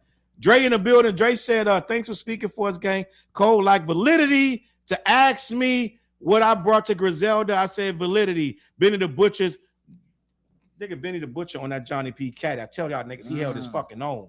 Yeah, That nigga said, niggas asked me what I brought to Griselda. I said validity. You know how powerful that shit is? Benny the Butcher held his own on his verse with Joe Cole. When J. Cole was in his fucking prime. J. Cole was, matter of fact, J. Cole was super saiyan. Toast to Benny the Butcher. Bars. Benny the Butcher. Bars. J. Cole was in his prime, Flizz. You keep saying you want that feature. This nigga's a problem, Flizzy. I know you're a problem. Hold on, first of all, why would I not want to feature? But listen, Get Flizz, at me, everybody. Flizz, Let's do this. I hear you. But this nigga J. Cole eats niggas on features. I'm gonna give him that. He eat niggas on features. So you saying you want that feature? But that's subjective too, though. No, I hear you. But this nigga Benny the Butcher held his own. This nigga Benny the Butcher said, like Rocky chasing chickens. You know how hard it is? You know, like if you understand the movie Rocky. I caught it, yeah. And then you saw Rocky chasing them chickens. Nigga couldn't catch the chickens for weeks. Yeah. Fucking couldn't catch the chicken. You say it sounds easy. This not gonna check it like Nah, Rocky chasing but he chickens. kept working. He kept working. He finally caught the chicken. Yeah. And it was the entendre for money. I get it. Yeah. You know what I mean? Super chat. What else? I saw another one, but if I miss a super chat, let me know. But end of the day, right? End of the day, this dude. Hey yo, we ain't worried about no whatever the fuck What his name happened? is. We ain't worried about him. What was going on? The D Breezy dude or whatever. Oh, What did he say? why what's going on there? I didn't see. I that. guess he He trolled. a hater. It's cool. Don't worry about him. okay. But end The of the chat day, got him though. Oh, He alright. Gucci. End of the day, Charles. Just We don't need to him. block him. We just keep Arguing stunting on him. himself. That's I all. haven't seen this shit. Y'all need to- that's why I need a moderator. Oh, Get by at the me. way, hold up. We need a moderator. Since he's in there talking about the music, yeah, we'll be on the stage with Onyx and Smith and Wesson, February 6th at the Strand Theater. Thank you. Salute. Peace. The What Show. Peanut Butter Tim's coming. Know what I mean? So yeah, I'm that guy. Whoever homeboy is, yeah, I'm that guy. I don't So, know who it is. We got to troll him and drink. I don't Yeah, give a we fuck. got End of the day, I mean, who cares? But End of the day, let's get to these bars. And our So, album was doing good, by the way, too. Yeah. the salute. What Project? Oh, you know what we ain't do, Fliz? What Hold I- up, Fliz. We bugging out. Before we go any further on this, Get your before we vocals go up. any further on this, we need y'all to go over here and rock out with us. black-yeti.com. black-yeti.com. Get your pack. Head on over to black-yeti.com. Make sure you let them know who sent you. Large Marge. Large Mark. They ship all over the continental US. All right. Don't be like TJ and Get take the the wax. whole gummy. Get the wax. Don't Take the whole gummy. Don't take the and whole roll the gummy. black sheets. You know what I'm saying? Don't take the whole gummy like TJ did one night. It wasn't pretty. Just take the whole gummy. You're gonna enjoy yourself. The after effects, just deal with it. Now, what I want to do, right? We already That talked shit about kicked in the whole nother day. That shit another was crazy, one of bro. his things, Flizzy, another crime against against hip hop that J. Cole did was the verse on Grippy. I don't remember that. I would play it, but it was one of the worst verses J. Cole ever said. Everybody in the chat knows the verse on Grippy was awful. I don't know if I should read it or not, but at the end of the day, it was a girl record, and he was talking about sex, da. And matter of fact, fuck this. We talking about J. Cole? Got nothing to do. We're gonna talk about J. Cole's Grippy verse. This is a crime against humanity, gang. On Cash Cobain, we're gonna talk about J. Cole's. This is a crime against Fliz. You a lyrical dude, right? I'm an everything dude. You a everything, I'm an everything dude. TJ, you a lyrical dude. There's a song called Grippy that J. Cole did a feature on. I'm charging this guy. This is a 6th charge of crimes against hip hop. Is the verse on Grippy that J. Cole mailed in. I guarantee you, he emailed this kid this verse. I know people keep saying, Charles, you saying the niggas is 25 years old as kids. They kids to me, right? Not saying they literal kids. They can't do shit like a kid, but to me, they young people. Yeah, I honestly don't think I've ever heard that track, bro. I remember a song named Travis Grippy. Scott, you said? It's called Grippy. I never heard that that song. Cash Cobain. It's a guy named Cash Cobain. Matter of fact, let me share this so everybody can see the shit. We're going to talk about Grippy. All these J folk, man, they're going to be real mad about this one, gang. I'm just going to be honest. We're going to talk about the Grippy verse. The gay J. Cole. I used to like J. Cole, man. After today, man, a lot of people really irritated me to the point I got an issue with J. Cole. But this is what it is. So you putting J. Cole in the same aspect as Drake? That's how you feel about them? J. Cole and Drake is hand in hand right now. 2 niggas hugging on stage. So let me finish. So this is the J. Cole verse on Grippy, Flizzy, and you a barsmith. You a wordsmith. Okay. J. Cole, I'm charging you. I'm throwing a red flag on this verse. Flizz is listening to the song right now. I'm trying to hear it. Like, you know what I mean? J. Cole verse, he started the feature. He emailed this kid this joint. He said, she liked my kick game. And when you me, you don't kick game. I put her front row at the Nick game. Now she in my phone with a nickname. It's Grippy. You know what Grippy mean, right? That she gripping on your tight, yeah. She gripping on your meat loving. Mm-hmm. Yeah, Grippy, huh? I call her that because she grippy. She thick in the hips, she a hippie. She thick in the lips, she gonna lick me. Sometimes we mail it, and I'm just gonna be honest. And she sending a flick when she hit me. With a kissy emoji, she missed me. I'm saying it better than the sound on the goddamn song. I'm just gonna be honest. When she sending the flick, she hit me. With a kissy emoji, she missed me. When she see me, she gonna say, strip me. She gonna chew on his stick like it's Wrigley's. You like that bar, Flizz? It's not egregious. It's not egregious. No, it's not egregious at all. Yeah, believe me or not, like Ripley's. She said she was gay until I slayed. Now she's strictly dickly. You like that one, Flizz? As soon as she pays, I'm on her way. I be showing up quickly. On the highway, I'm doing 150. Like I gotta get you up out them Vickies, Like pussy so good, I just had an epiphany. It's grippy and wet. You know I'm a vet. You making me feel like a rookie. How we make it tap out so swiftly. I'm not going no further than this. I never heard this. I'm hearing it now. The beat is awful. The song is awful. But what I'm going to say, we all mail it in. We get asked to do features. I don't think I never heard the song either. We get asked to do features. With that at all. So if you hear it, it's a very. If I listen to the right shit, I'm telling you, it was very up tempo and like hit me, hit me, hit me. He just kept the rhyme scheme going to the way that the beat moved. Yeah, the beat is a very fast, up tempo, playful beat. It's nothing hard that cats on the block who think it's fire. It's something drunk in the club at night and like. So I'm asking this. It's one of them joints. Is it a beat that you would have passed on? Yeah. It's a beat. I would have passed on that beat. Yeah. And I don't know why, but I don't know why. J. Cole came out of nowhere and did this Grippy joint. Yeah. This was the first thing we heard after the battle. But that No, this was the first thing we heard after the battle. After he backed out, that's what I'm saying. He dropped out of the battle. He backed out of my delete later. He took some time off, and the first record we got back from J. Cole, the first verse was the Grippy. Now, let me play devil's advocate. Some niggas holding to verses. Some niggas have a verse for 8 months, and then they really. So he could have did that well back. And bro was like, "Yo, wake up!" He called his manager. "Yo, wake up, Eddie. Yo, I just remember we got a J. Cole verse. We gave this nigga $5,000 2 months ago. We still got the verse. So maybe the bro put it out on his own. Mm-hmm. We hit the nigga with 50 grand. We didn't get him $5,000 from the J. Cole verse. 50 grand, we gave him a verse. So maybe bro put the verse out on his own. But the first verse we heard after Might Delete Later, if I'm not mistaken, y'all can tell me in the chat. Juke say Flizz like everything. He likes everything, right? Was Grippy. Your Mikey, who was grippy, right? Girly Jock said, "You like that, Fleas?" So I'm adding grippy, which has been 80 to 95% panned by most hip hop heads. Even his fans were like, "This ain't it, Cole. We're sorry, but we can't rock with grippy." 5% did like it, but for the most part, that record that I just, and on the way home, Fleas, that's your homework. Listen to grippy.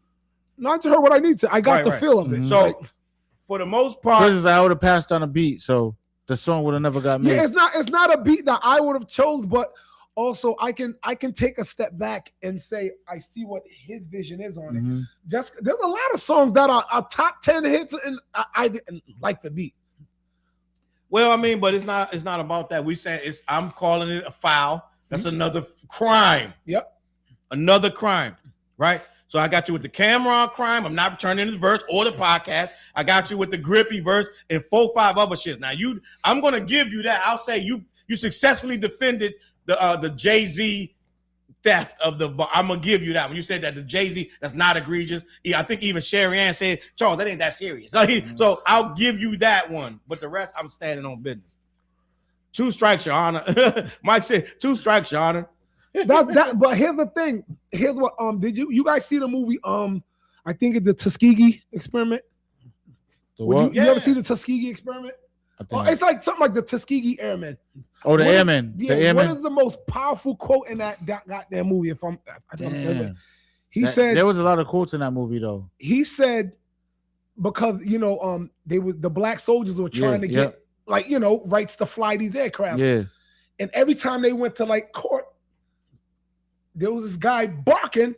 This John Lithgow. Remember, John Lithgow, the actor? Yeah, that's my guy. He was the attorney, but he was mad racist and stuff. And the other guy would just come. He goes, "How you expect to give us you want us to win, but you keep handing us a fixed deck and wonder why we can't win." This conversation, as far as hip hop goes, is a fixed deck. You know what I'm saying? There's no winning that because it's already established in hip hop. Those are the rules, and even I can't say it's not. So I can't. So there's no defending it. You know what I mean? But so that's why it just breaks down to, do you care? I think most of the people in the chat care, and I think most of hip hop care, and I think that a lot of my constituents that are YouTubers, they're reactors, so they get paid to react to songs. Yeah, that's money though. They get paid to react. That's their job. Yeah. Now I'm going to bring in. Now that we said that, I'm going to bring in the next crime against J. Cole. Please, you're doing a horrible job, but that's okay. I threw you into this. But no, I'm saying, like, do you get what I just said? You can't hand somebody a fixed deck and say, "Why don't you win?" Well, that's a fixed deck. Well, I used to be in the class. I used to be in the class, right? The class I used to be in, it was called something law. I can't remember. It was something law. Common laws and torts?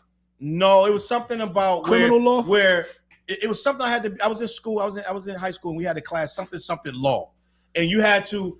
They would get you. You didn't have a choice in what you wanted to defend or go. They gave it to you, so you had to defend the points of that case. I know we had a case class something like that. Law, right? I know what you're talking about. Yeah, when you're given the shit, you can't say, "Well, I don't," You gotta be like, "Okay, let me find a way to defend this topic." So what I'm saying, that's all good, but I'm a grown man now. I'm not a kid, and you can't force me to sound stupid. It's not. No. But you are a Cole defender, right? I'm not a Cole defender. I'm just not a Cole hater. There's a difference. But that word hate, I want to talk about that word hate. Just because we call Cole out, we've been getting called haters all week, all year. You hate Cole. I saw an article on OK Player, which is the Roots website. They said, here's 5 reasons why you should be embarrassed for hating J. Cole because he dropped this fucking mixtape today. So all of a sudden, we haters and we should be embarrassed. No, we don't fucking agree. So it's not hate. Well, first of all, I need you. Let's start there. Why is it hate? Because I'm forcing J. Cole to adhere to the rules. It ain't hate. That shit is weird to me. It's like, Charles, you a hater. The nigga said in the comments, Charles a hater. He's angry, bitter, hater. Why am I a hater? I abide by the hip hop rules, and I expect everybody else to do so. That's where you're going wrong. No, you can't. No, you can't. Until the day you can control everybody. Look, there's no reason to get too upset and get your blood worked up for it. You're not going to change everybody's mind. Point blank, period. And if you think you are, you're gonna always be mad. You know what I'm saying? No. You'll never change nobody's That's mind. not why you are. And the hater thing, that was just for lack of a better word. No, but you're not the one that says that. No, I'm not saying that's for lack of a better word. I threw that out there fast.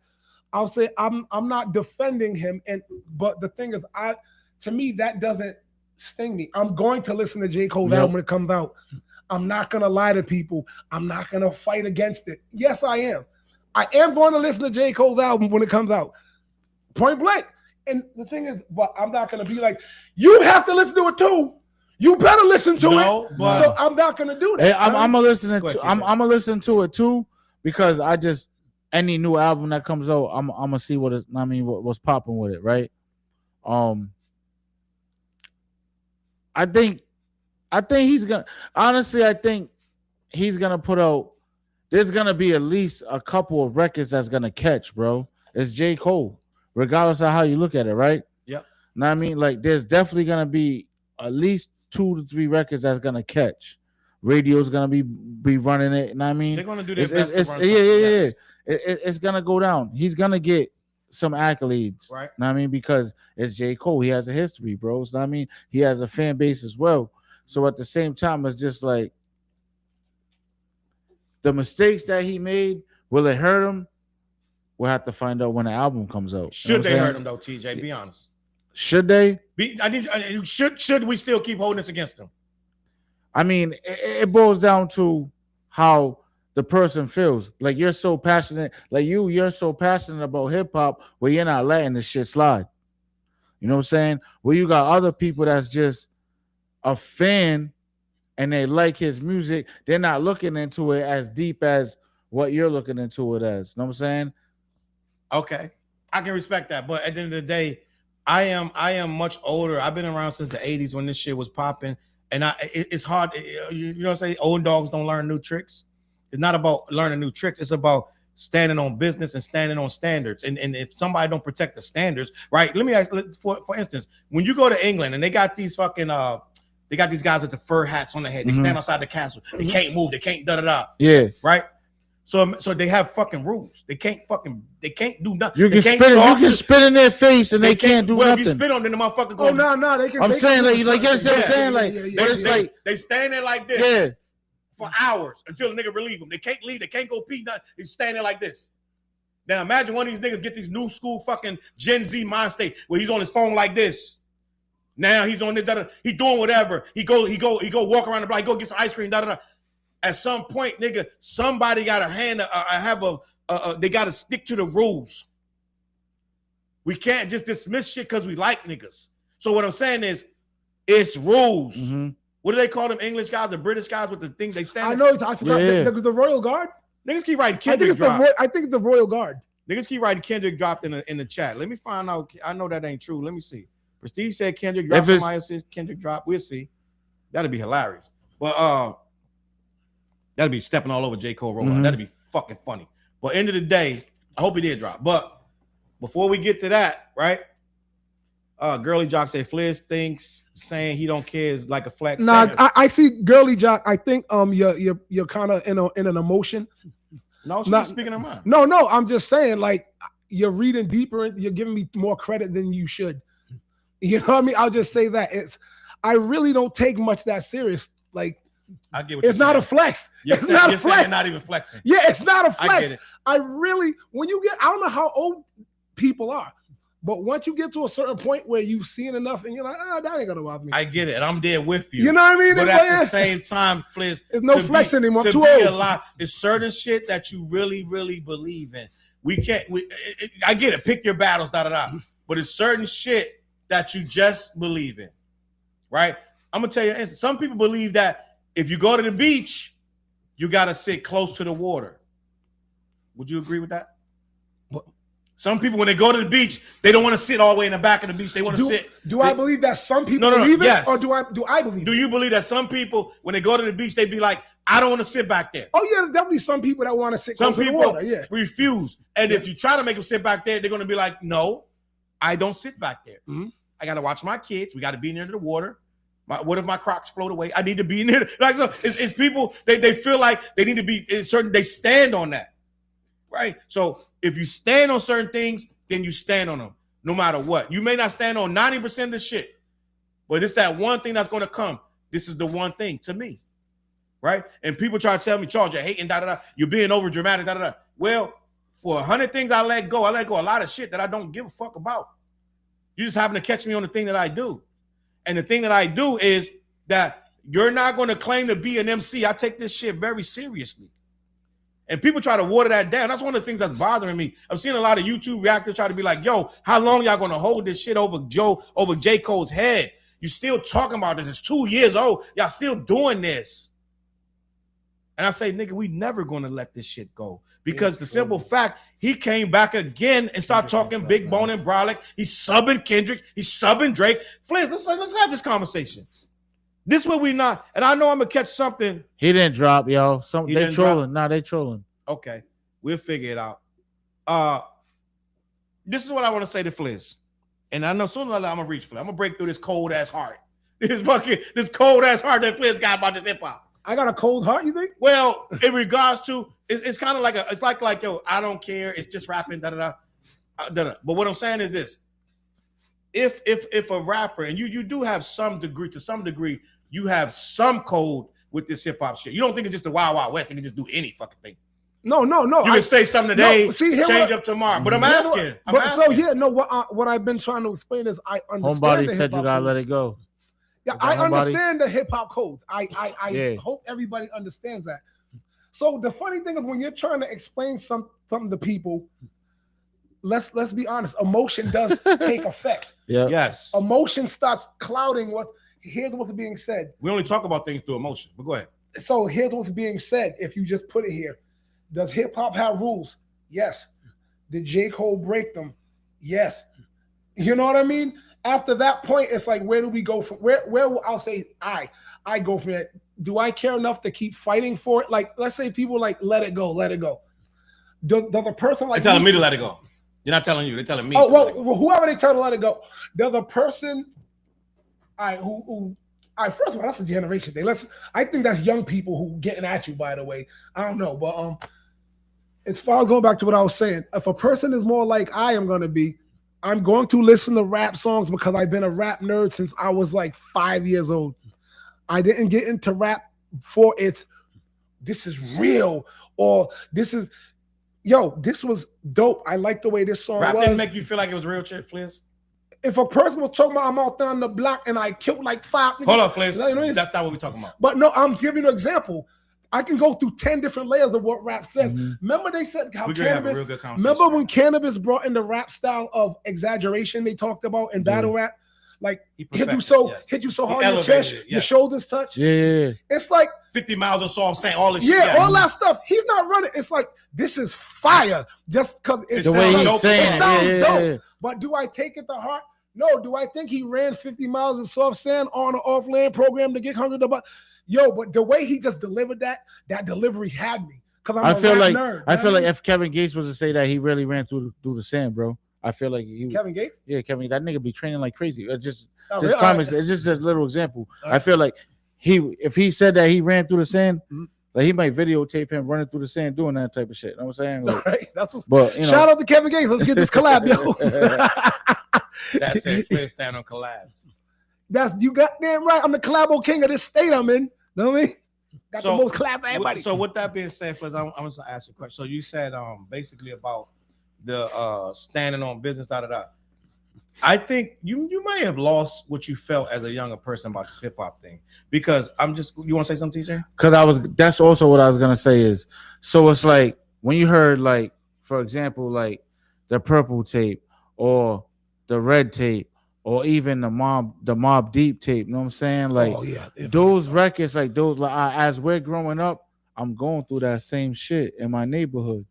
Like, I'm doing the shit that they talking about. Mhm. I just did that last night, my nigga. Like, you know what I'm saying? Like that. So that, like, with hip hop, right? It's a feeling, it's a passion. So that touched me Mhm. because that's really what I was doing. I was going through that shit. You know what I'm saying? You know, Fliz, the hoodie, the army, like everything that we seen, like that's what it was. Like that energy, the clothes, like it was all part of hip hop. Mhm.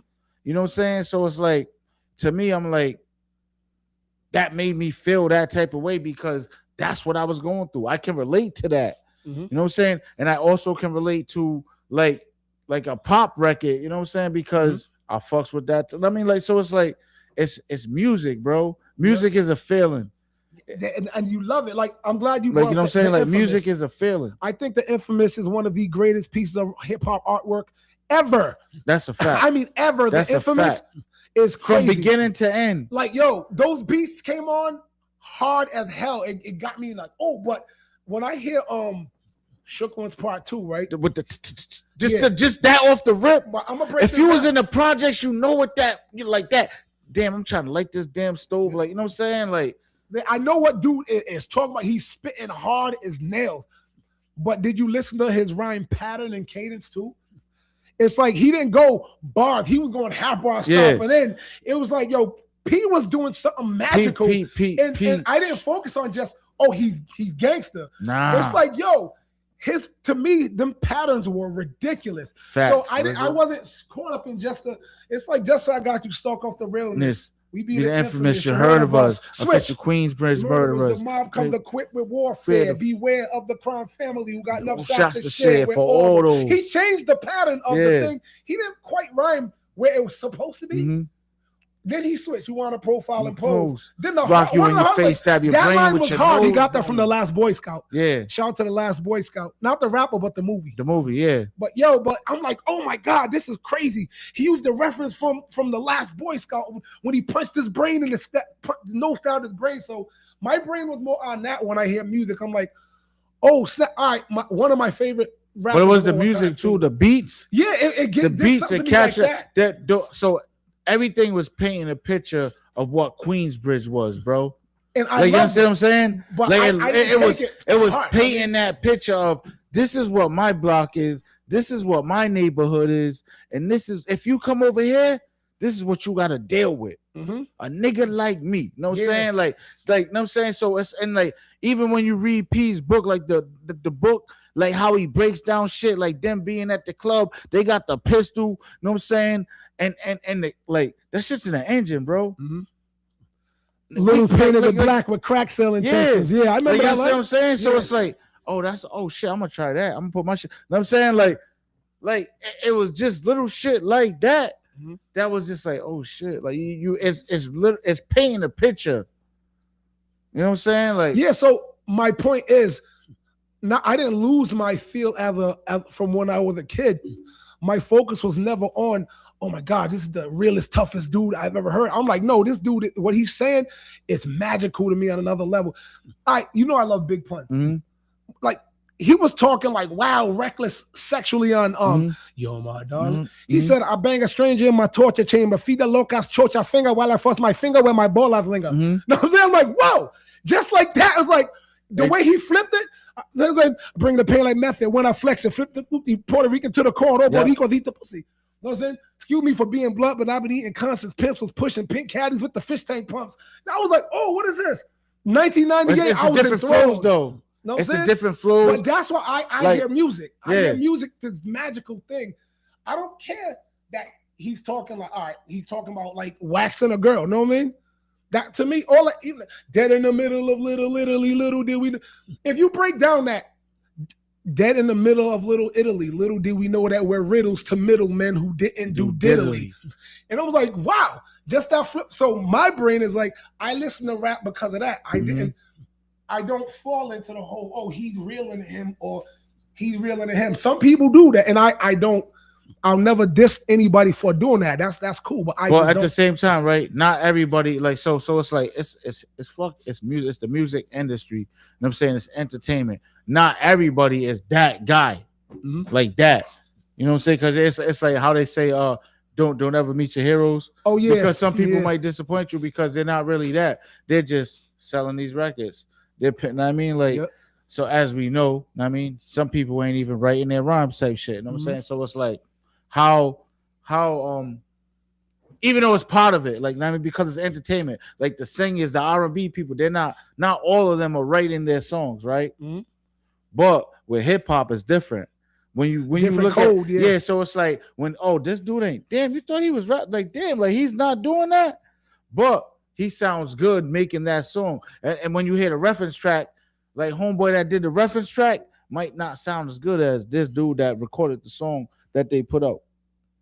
I get You know what I'm saying? Yeah. But yeah, so that's my reasons for why a person like me, I'm not gonna look into it as deep as to be like, oh, he or she, because there's girl rappers too, Mhm. you know, they did this. Do I like this song? Yeah, I kind of like this song. Like this, I can name all the songs that changed my life and my thoughts on what maybe. All right, for instance, take the that Grippy song we just heard, right? Like, oh, all right, that song, know what it brings me to? It brings me to when 1998, 99, when Outkast dropped Bombs Over Baghdad. Yeah. People hate it. I love that song. I love that song. And I love that album. Yo, Mhm. let me tell you, I was defending Bombs Over Baghdad to people. Yeah, I I just don't like trash. people Yeah. who I don't like- like the song. Nah, I was like, what are you talking Hey, about? I don't like people who don't like the song. you know when they came here, right? They came here. I forgot what it was one of the hot 106 joints, like Summer Jam or the winter joint, whatever they be having, right? Yo, he came out. Andre 3000 came out with that same shit that he had on in the video. The teddy bear pants. Yeah, he came out with that shit. Oh shit. I was like, oh, these niggas. And but I mean, with the band and all of that shit was sounding crazy in the stadium, bro. Like, you know Now, what I mean? let me ask you guys a question. Now, I just heard you talk about Mobb Deep and how dope that album or the song, whatever you was talking about. Now imagine Havoc dissed a nigga and then said, "I'm sorry," and deleted that shit. I don't think that would ever happen. Havoc. You Or said Prodigy, Havoc? Prodigy or Havoc. That would never happen. Remember when, Bro. I don't think that would happen. remember when Prodigy? That would okay, never happen. I don't think that would happen. And I mean, like, we're going somewhere. So remember when Prodigy was going for King of New York, and we all agreed that. Well, I know me and TJ agreed that one. He point, had that. Prodigy was the King of New York. Right He when had he that. I dropped agree. HNIC, I agree. Jay ain't had nothing for Prodigy. Was that before or after the Summer Jam thing? It was after. That was after Summer Jams? When Jay exposed it was out here, like we got the picture I seen you. When he pointed at Prodigy, a lot of people say it wasn't fair because the Prodigy was like a little 8, 9 years old with the Michael Jackson glove and Jay-Z. Yeah, I don't think that counted too. You know what? It counted. I'm It not 100% saying- counted. You know Why what? would it count, bro? I don't think it counted. Thank you for It killed his I career. didn't care man. about like. Yeah. I agree. Facts is it hit. That this His- is the picture his- hit. I didn't care that he had a ballerina picture. Yeah. I like It Prodigy. wasn't a nasty. ballerina. Hold on. Yeah, Wait, it wasn't a ballerina. He was It in a wasn't a Michael Jackson ballerina outfit. picture. You But know what yo, I'm saying? but yo, look He had though. a Michael Jackson Jackson jacket on jacket. with the Michael Jackson glove. Whatever. Bro, did you have a Michael Jackson jacket? Everybody had Did it. you have the glove? Yes. So why is that a difference, So bro? let's rewind. Why? Let's do Because it's this. Let's do Prodigy, this for the Gen Z Queensbridge watching. Prodigy. Let's do this for the Gen Z They know watching. Gen Z's watching. No, Let's rewind no, that. Chuck, it don't count, It's bro. 1990. I don't care. It don't count. What 90? No, His mom, his 2001. grandmother, 2001. his grandmother had the fucking school of dance that they did It's the, too- the, no, the no, no, dances no. to the drill and Wait, shit. Wait.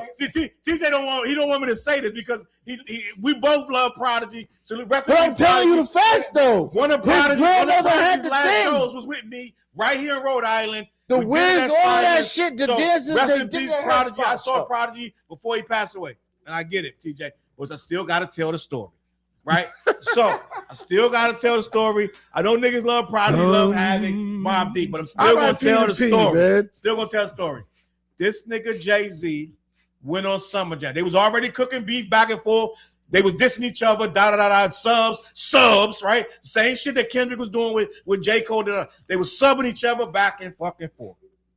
This nigga Jay-Z understood what Nas say, the rules of the game. He understood. To be the best, he got to take out Nas. He got to take me out to be the king. You got to kill the king. So everybody coming for Jay-Z crown. One of them was a Prodigy.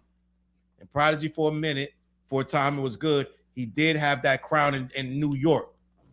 It wasn't that long. Don't get fucked up. He ain't have it that fucking long. One hot summer. Like that nigga had it.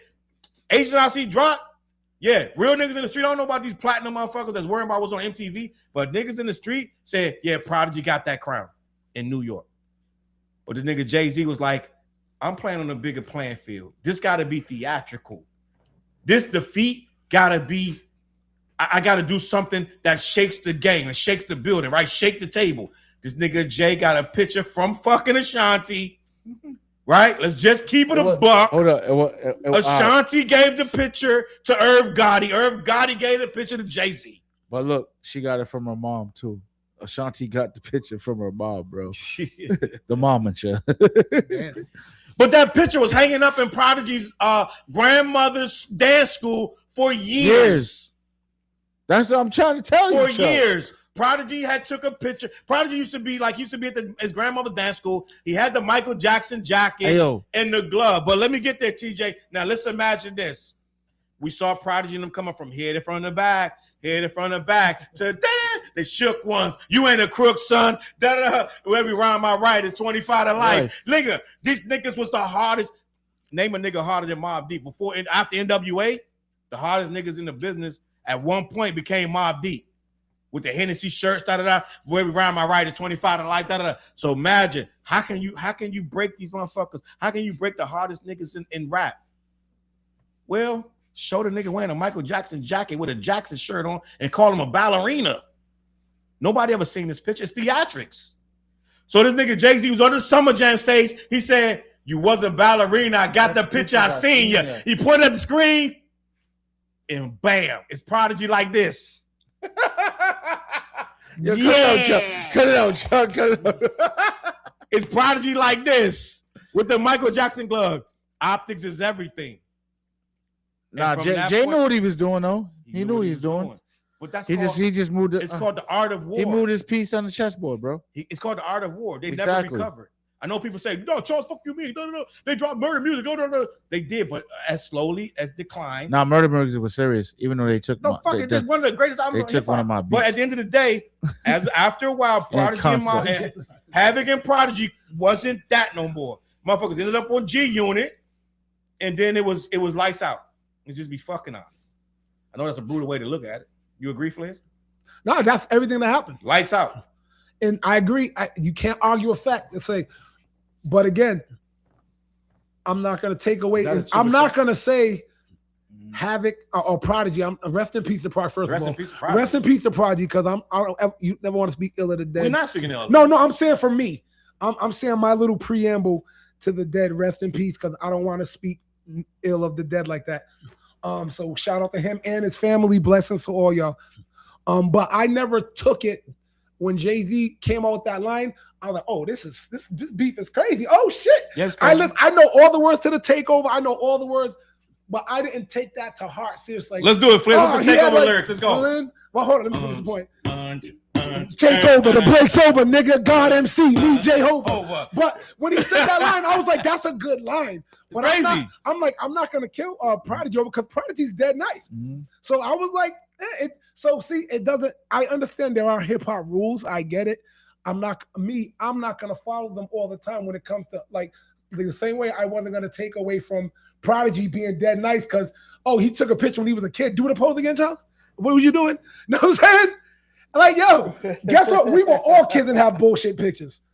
You know what I mean? That's why I was saying. Yo, if you're a real person of a mature age, we all got embarrassing pictures. They probably like, oh shit. But it doesn't matter in hip hop. Thank you. In hip hop, people didn't give a fuck. But it's like, all right, I didn't care. Fliz, you're doing revisionist history. This was 20 years ago. But no, this isn't revisionist history. I'm using a point. It was 25 years ago. But hip hop is hip hop rules. Hip hop rules is hip hop rules. Yes. And hip hop, true to the dirt, hip hop fans who are listening to this now say, no, the rule, like you said, rules gotta stand. Mm-hmm. I don't agree with that rule when it came to Prodigy. What rule was that? That he lost just because that picture. Because of the picture. Liz, I didn't care. You don't have to agree. He lost. No, he lost. I'm telling you what happened. No, bro, that's a fact. Yes. But to me, I'm not gonna stop. He's not looking at Prodigy different. Yeah, what he's saying. I'm like, guess what I did? Oh shit, Jay-Z killed Prodigy. Now, where's that Infamous album? Fliz, wait. This Infamous album is still crazy. All of us knew that it was tongue in cheek. We all get it. But it still was one. It was shocking, embarrassing, and he lost that battle. Now, no one's saying you can't lose. Drake lost the battle, but did Jay-Z do that and then delete it and say I'm sorry? That's where we're at with Cole. No, he didn't do it all. And also, that was the same Summer Jam that Michael Jackson walked out on stage with Jay-Z too. Super Chat. Let me say Super Chat. That was that same Summer Jam. That he What's- brought Mike out, right, Chuck? Dead ass. Fake. What's fake? And is that was the Cole closer. claimed Dot was his brother.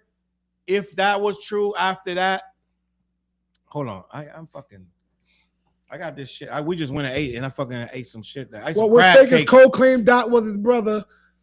If that was true, like after like that dropped, why ain't he contact Dot before he dropped 7-minute drill to check the temperature? Because his ego, and he might have contacted him, and Dot was like, "Do whatever you're gonna do." I think like Dot do. If a nigga said, "Yo, if me and Fliz is like da, we supposed to be cool but we ain't really talking like that no more," and you running, I see you running with Drake, niggas that I don't really fuck with. At some point, I'm already like, this nigga Fliz kind of funny style any fucking way. So write your fucking rap, my nigga. Do whatever the fuck you gonna do. He said, "What we doing, cuz?" Dead ass, nigga. You see, I ain't in a group chat with y'all niggas no more. I'm out of this shit. So I don't really give a fuck. Write your raps, your 7-minute drill, and I'll respond accordingly. So I'm thinking Dot was like, nigga, whatever. The temperature is cold, nigga.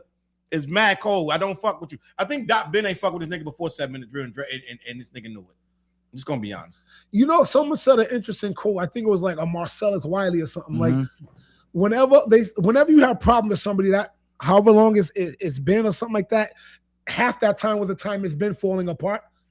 So because it don't just happen. If things fall apart, something normally been going on. So Yeah.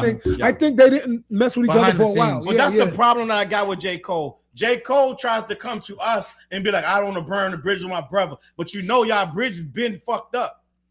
That's why you did the 7-minute drill. If they was really tight like that, Fliz, he would have never did the record. If they was tight like that, Kendrick would have never said what he said. That's what people don't understand. Kendrick would have never said 2 niggas stand on stage, hugging and kissing on stage. He would have never said that. Because their relationship would have been tight. Their relationship was already dead. Let's just be honest.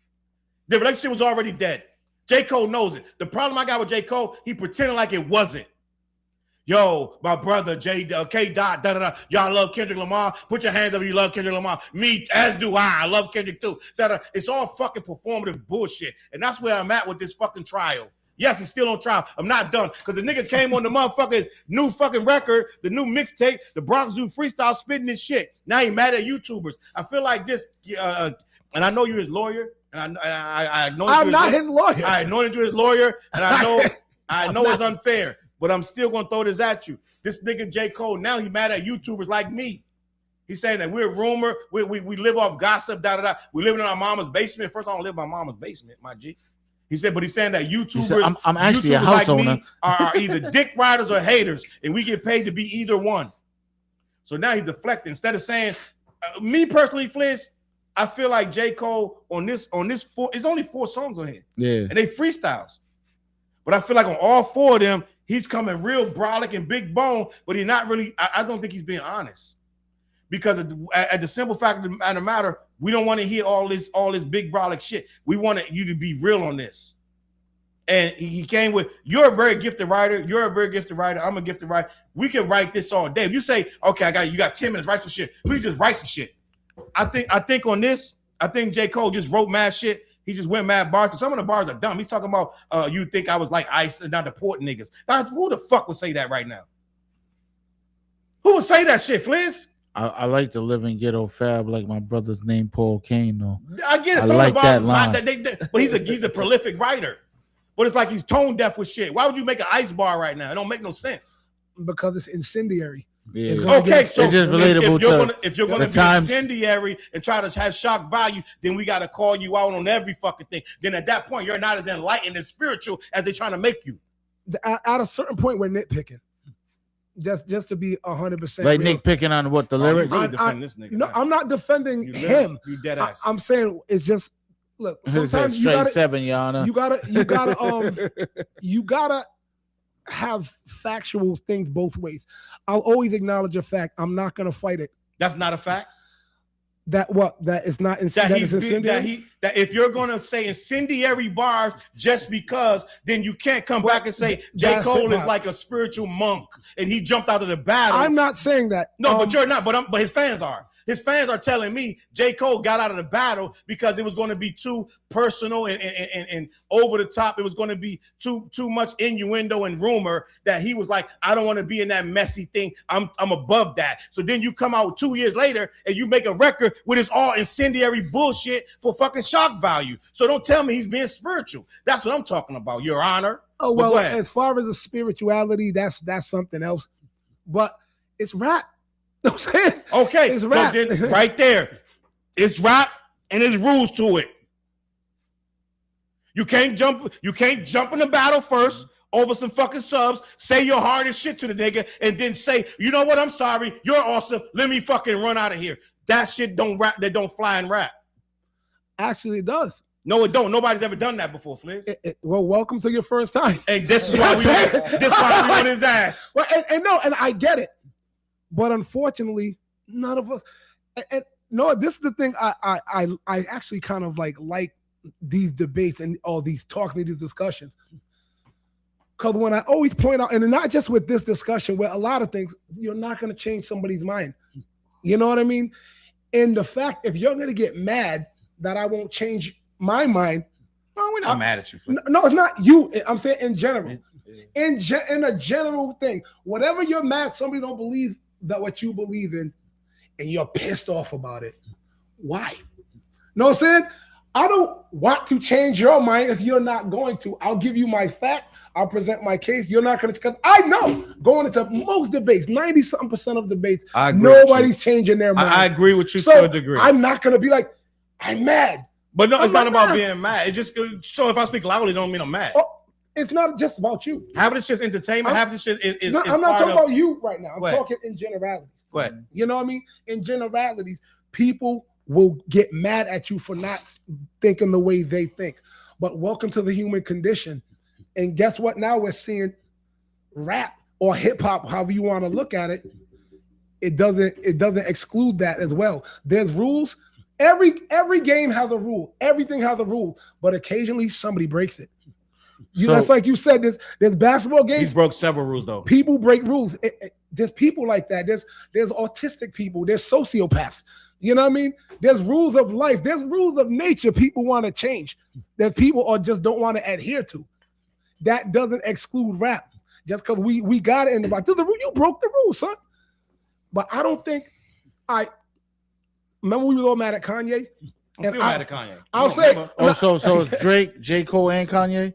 Yeah. I was heated at Kanye, but for different reasons because it was beyond rap.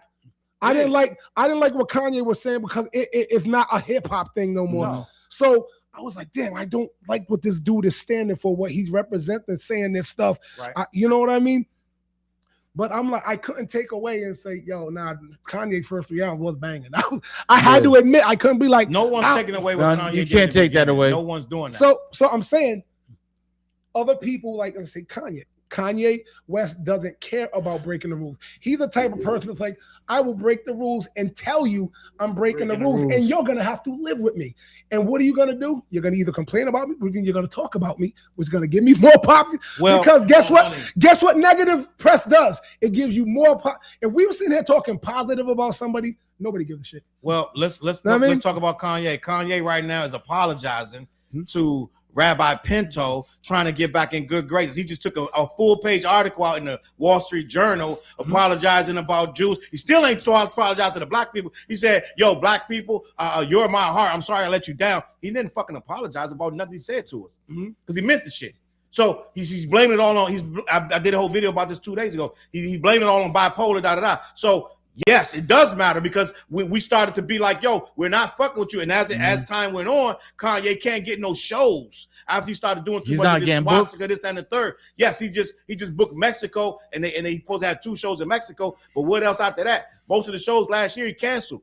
He can't perform nowhere in the UK. He can't perform in America. He can't perform in Brazil. Most places don't let him. Slovakia canceled him. So yes, it does matter what we think. So after a while, you could say, oh, it don't matter. It matters. Because after a while, certain people they did a petition. They had a 2-day festival in, I believe it was Slovakia.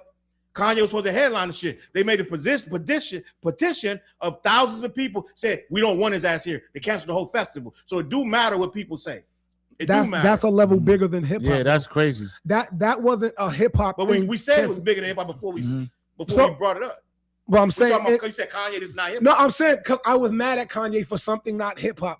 But my point was, say his first, I couldn't take away from his first 3 albums, which I thought was all fire. They are That was the fire. point of that. To this day. But for Kanye being canceled in multiple countries internationally, that's not because hip hop didn't embrace him. That's because he made a terrible mistake. He's tapping into different shit. Yeah, that he went is above messing and with his beyond the brain. level of, oh, you thought you was invincible, brother, didn't you? Yeah. Kanye thought he was invincible It with took something years. bigger though. Yeah. thing. It took years. So years. with that being said, right, is the music or hip hop turning more WWF, Yes. WWE? It is. I You know think what it's I'm saying? going back though. I think hip hop is turning back to the roots though. And I was getting to that too as well. It is. Because you got people like, I mean, on the like the Griseldas and I mean these different camps that are coming with that sound. You know what I'm saying? Yes. Like 38 Splash, like these different type of artists that is cut from that cloth right. and still keeping it. Your guy Freddie Gibbs. Facts. I heard he's retiring. That's what I heard. Freddie, I don't know. I seen it today. You're talking shit. Before I pulled up, I seen it today. Yeah, he don't want to hear me say that. I'm sorry, Charles. Go ahead. But I seen that. You know what I'm saying? Go ahead. I'll send you the link. But like, But you understand what I'm saying though? It's just like those and then you got, you know what I'm saying, of course, like the OGs of it, like the Styles P's, the Jadas, you know what I mean, the Sheiks, like them type of guys that are still giving you that right. type of music, you know what I'm saying? So let me get to the super chat. Takeover Felix said, "Fuck J. Foe and his followers. I would not be gaslighted by them after apologizing, talking tough and nasty work." That's the thing. J. Cole talks very tough. And what you had just brought up about what were we just talking about? You said Kanye, and you said something about I'm bugging out because these niggas said His something. first 3 albums, I like. No, you said we talked about hip hop. You was talking about WWE. platinum, WWE. What J. Foe? Hip This hop going back. Yeah. right? It's going back to the essence now. This is another egregious crime I'm putting on J. Cole. He said in this new album, he said that if y'all niggas really wanted hip hop like you said you did, JID would be platinum. To me, Okay. he said Nah, it he in did say the that, new though. in the new thing. I think right? it was the last song? One of them songs, right? To me, hip hop is not defined by going platinum. So right there, I know he's quoting somebody else. Said, well, who said that? Something. If hip hop, Jay-Z said, Talib Kweli, something about it would be platinum. He said, Reasonable Doubt would be platinum. Yeah. If y'all niggas really was whatever. That shit. Jay-Z said that shit 20-something years ago, right? Right now, it don't apply. Back then, we strove when niggas went platinum. It was like, oh, she was like a celebration because wasn't everybody going platinum. So it was a big deal. Jay-Z was one of them guys who focused on sales. Jay-Z, 50 Cent, fucking Nelly, Eminem. These motherfuckers focused on sales. So they had big corporations behind them. They had to sell fucking records. So that shit all this matters to them. Most people in the street, we didn't give a fuck about the sales. We still don't. So it's not the same. So when J. Cole said that line, he took that line from Jay-Z, another Jay-Z bar he done stole from the nigga, or bit or whatever, or paid homage, whatever the fuck you gonna say. He said, if y'all niggas was really respecting hip hop like y'all say, JID, I did a top 25 records of albums of I don't know if y'all saw it or not, but I did a video of the top 25. A lot of that shit was most of the shit was underground shit. It wasn't about how much it sold, this, that, and the third. I put a lot of people, if you scroll back in my things, you'll see that video. I put a lot of albums on there that you need to check out, right? There's some really good shit on there. It is not about how much it sold. I put Clips #1, Freddie Gibbs #2, Nas was #3. I think Daylight was #4, some shit like that. And fucking, it just went down the list. You didn't put no Banks on there. I don't know what you doing wrong. I didn't put Banks on there. Banks' No, I album didn't. was crazy. Banks' I album did was I was like, crazy. yo, I though. think Banks' album was like, Yeah, Banks' that was album my favorite crazy. album of last year. If I could, and I thought Well, you about put the Banks, What Project in there though. I did put the that's what what's on up. there. Yeah, I I did like put the that. what. But no, I would I take some can't. off and put Yo. Banks, but I honestly, I didn't forget Banks. I just omitted Banks from the thing because there was so much shit on there that was just really good. I think I like loving everybody's craft, but I can't see 5 rap albums that was better than Banks' album last year. That's just me. That album was so fucking fire to me. It made you want to rap, right? another- Yeah, for real. Like I was like, damn, Banks is like, it made you. He reminded you, like, yo, bro, I'm nice. Fox said no point in having bars if you can't back them up. So it's so many egregious crimes on here. Fliz decided to tell J. Cole to plead to plead guilty. What they call that shit when you was it the Alford plea? He The told no-lo. he told It's the J. no-lo. Cole to take an Alford plea. It's not saying you're guilty. Yeah, it's it's not saying no-lo. you're It's the not. no-lo So, joint, Is that Chuck. what you're gonna say your client? No, I'm not. He said my The client's thing is, gonna take the no-lo. He's not I- saying he did it or he didn't do it, but we'll take the probation, sir. I'm saying I am not J. Cole's lawyer. You're trying to paint me as a lawyer. No, ain't no paying. I'm- I threw it on you unfairly, and I admit that. So you I'm guys like- is getting mad at Fliz. I threw it on him. When he walked in the door, I said, Fliz, you're J. Cole's lawyer. So I'm that's like, what it is. I'm not But gonna he's ever. a J. Cole fan. I'm a J. Cole fan. And you yeah. have we've had several arguments in this studio about my feelings about J. Cole. So you were qualified to defend him. You were qualified to defend him because, in essence, you've settled at least 4 or 5 times in this studio. You said, Charles, I think you're crazy. I disagree. It ain't that serious. You've had your I opinion never on called it. you crazy. Well, that's what I say. You said so. In my mind, that's what you said. So you've had I know. He made a whole you conversation up. defended J. Cole. That So time you you're spit on me and shit, like, what you talking? And Let me yeah, someone was talking about Banks. Yo, all I say is Banks' album was fire. That's just me. I mean, Yeah, fact. I saw people like talking about it. I mean, Yeah, so end of the day, we're gonna wrap this up. First of all, J. Cole clearly guilty. I didn't even get to the lyrics, and we don't need to because we hit the 2-hour mark, and we didn't even get. I'm gonna do a video tomorrow about J. Cole's lyrics on these. you on these know, 4 joints. you know, I gotta say about what is dangerous about reading lyrics without the context and the beat behind it and the feeling of it is because you can do that to a lot of songs, bro, and that songs that are dope, but it's not lyrically barring it down. Mhm. But it's not about the bars. It's about what he's No. saying. It's about the sentiment, and I get it. I don't like doing it. That's why I haven't done it since last year. I don't be reading a lot of. I rarely do lyrical breakdowns. Mhm. But this one, these rhymes, he's going so crazy, and it's so disrespectful and hard that it's like, how you come back and nigga? I'm not saying pause, but how you say what we Whole got body. to do? Sim said guilty. What the homebody say? Whole body said, basically, bro, she's not hiring you. You're gonna get her jail time, nigga. But let me. Can I to the kid? Can I tell you something? This slop. This is a hip hop crowd here who already made up their mind. Like I said, from the Tuskegee movie, you can't hand somebody a fixed deck and expect them to win. This was not a trial. This was a lynching. You know what I mean? So the thing is, like it or not, everybody had their mind made up, just like the people in the chat who like J. Cole. Mhm. The people who like J. Cole, minds are made up. You're not going to change my mind. I'm not going to change yours. Let's shake hands and break bread, eat, brethren. No one wants to be happy no more. Know what I'm saying? And it's like I can name other things, which I won't, because if you name too many sensitive topics in the world right now, people will blow up. But I met some people who were like, why don't you feel this way on this topic with me, Fliz? I just don't, but that don't mean I'm phobic of you or whatever. Like, you know what I mean? It's like, yo, I respect the shit out of you. I just don't feel that way. And I'm not going to change your mind, which I don't want to, but don't try to change mine and respect me the same way. I don't want to change your mind. But if you want to break bread and be brethren, we don't have to fight. So that's the approach I take in so many things in life. If not, I just won't hang with you. And you don't have to hang with me. So the thing is, you can't hand somebody a fixed deck and say, why did you win? Because this deck was fixed, bro.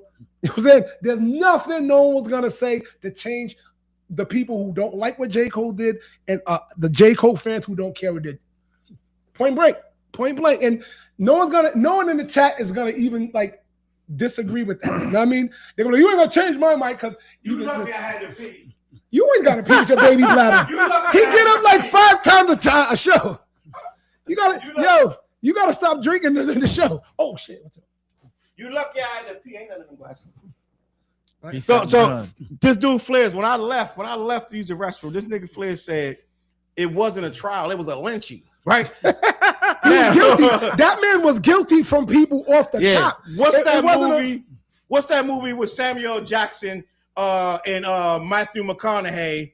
And it's a movie. He's in the South, and he was a Yeah, I know what you're talking about. Oh, damn. the little Fliz, you know girl too. got hit. Yeah.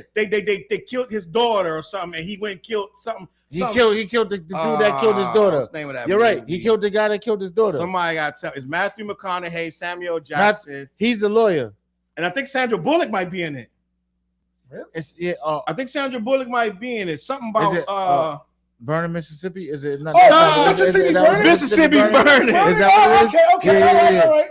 Okay, so Sandra Bullock was in that? I think Sandra Bullock. I think that's like her second movie. I think she did Speed. And I think she did Mississippi Burning. I might be wrong. No, Mississippi Burning came on like Was it that? early style. You know what I mean? Niggas, you know how long Yeah, Sandra that's Bullock been around? Since like '93. That was in the But I 90s, think, right? I think Mississippi Burning was 80s, right? Was it? No. No, that was It was 90s. 90s? Yeah, 90s. it might have been No, it like was mid 88. 90s. That shit come out For real? 88, bro. Let me see. Mississippi Burning is an 80s movies, bro. So what's the movie with Samuel L. Jackson and Matthew McConaughey? Because Matthew McConaughey wasn't on no fucking 1988 movie. That's something like Sandra Bullock was popping in 88. I don't know. Look at Mississippi Burning. Matthew McConaughey, Samuel Jackson movie. So the movie's called Time to Kill. A Time to Kill. All right, yeah, all right. Prime time say the Time to Kill. So we talking about Mississippi Burning. Who's that? Wait, who's that? We all dumb as a motherfucker. So he said, who was that? Somebody Prime said time said a Time to homebody. Kill. Look up Time to Kill, Flizzy. That's right here. They said don't put Flizz on the What's the year of this? 1996. 96. Is Sandra Bullock in that? Wait, which one is that? Sandra Bullock is in 96.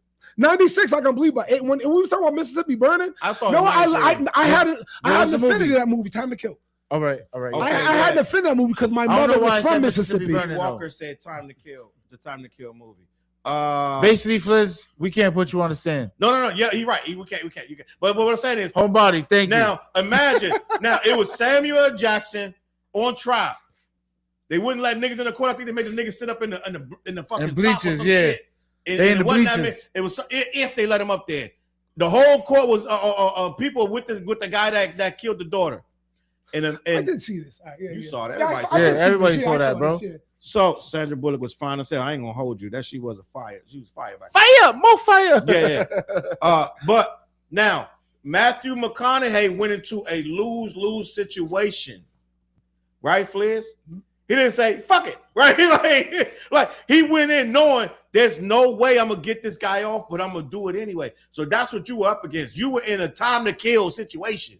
You were the lawyer for J. Cole, who sat there because he killed motherfuckers for his daughter. But if you don't take on the responsibility of being a lawyer, you're not the lawyer. Mm-hmm. You know what I mean? Like, why would I take that case on when I already know the outcome? If you know the outcome, what are you But gonna you do? don't know the He's outcome. a hit. It's He's a because I it's know the the right outcome. thing to do. I know bullshit. So, Flizz, you know what? Flizz, the fire will come see your desk. You're like, no, I'm gonna go on vacation. I'm gonna go on vacation. Yeah, Nah, I'm yeah, like, yeah. yo, that I'm gonna motherfucker say this guilty. before we get out of here. I'm gonna say before we get out of here. I believe, Flizz, I believe you better than this.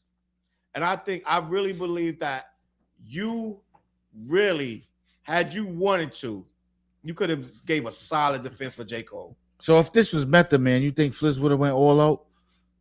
Yes. No, Yes. here's what If this I was presented. Busta Rhymes, do you think that Flizz would have went all out? You can't debate a fact.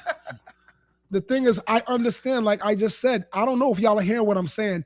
If everybody can clear your minds from all emotion and hear what I'm saying. We You're hear you. saying everybody's mind was already made up. No, that's already a moot point. I said that. Mhm. At that point, is it a fact that hip hop has its rules? Yes or no? Gilly Right? in the building. We said, my boy Gilly? no, Gilla. All right. Oh, so what up, Gilly? So we've already established hip hop has rules, right? Fact. We've already established J. Cole did break the rules, and even I can acknowledge that. Just because I'm a J. Cole fan, I'm not gonna say he didn't break the rules. Yes, he did. My thing is, I still like him. I'm still gonna listen to his album. That's all I said, and everybody's going up on tangent. Know why? Because emotion evokes that shit. It's like, yo, no, I broke down the fact. It's indefensible in the realm of hip hop. In the realm of hip hop, it's not a defendable thing. And if you can really absorb what I just said without emotion, just straight facts in a box. Is there hip hop rules? Yes. Did he break them? Yes. Can you defend that?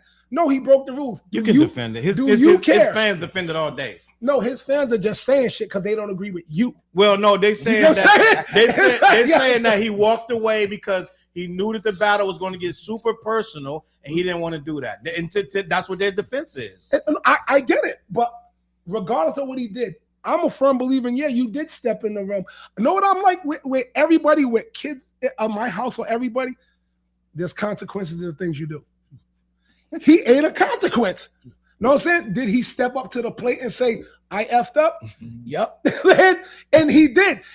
I'm not gonna take away the fact, yo, you effed up, Cole. You effed up. Daryl stands with you, Fliz. Like, yo, it's just fact. I mean, Darius King stands. I stand with Fliz. I think he's trolling, but it is what it is. Not regardless of if it's not. I'm just stating solid, small facts without emotion.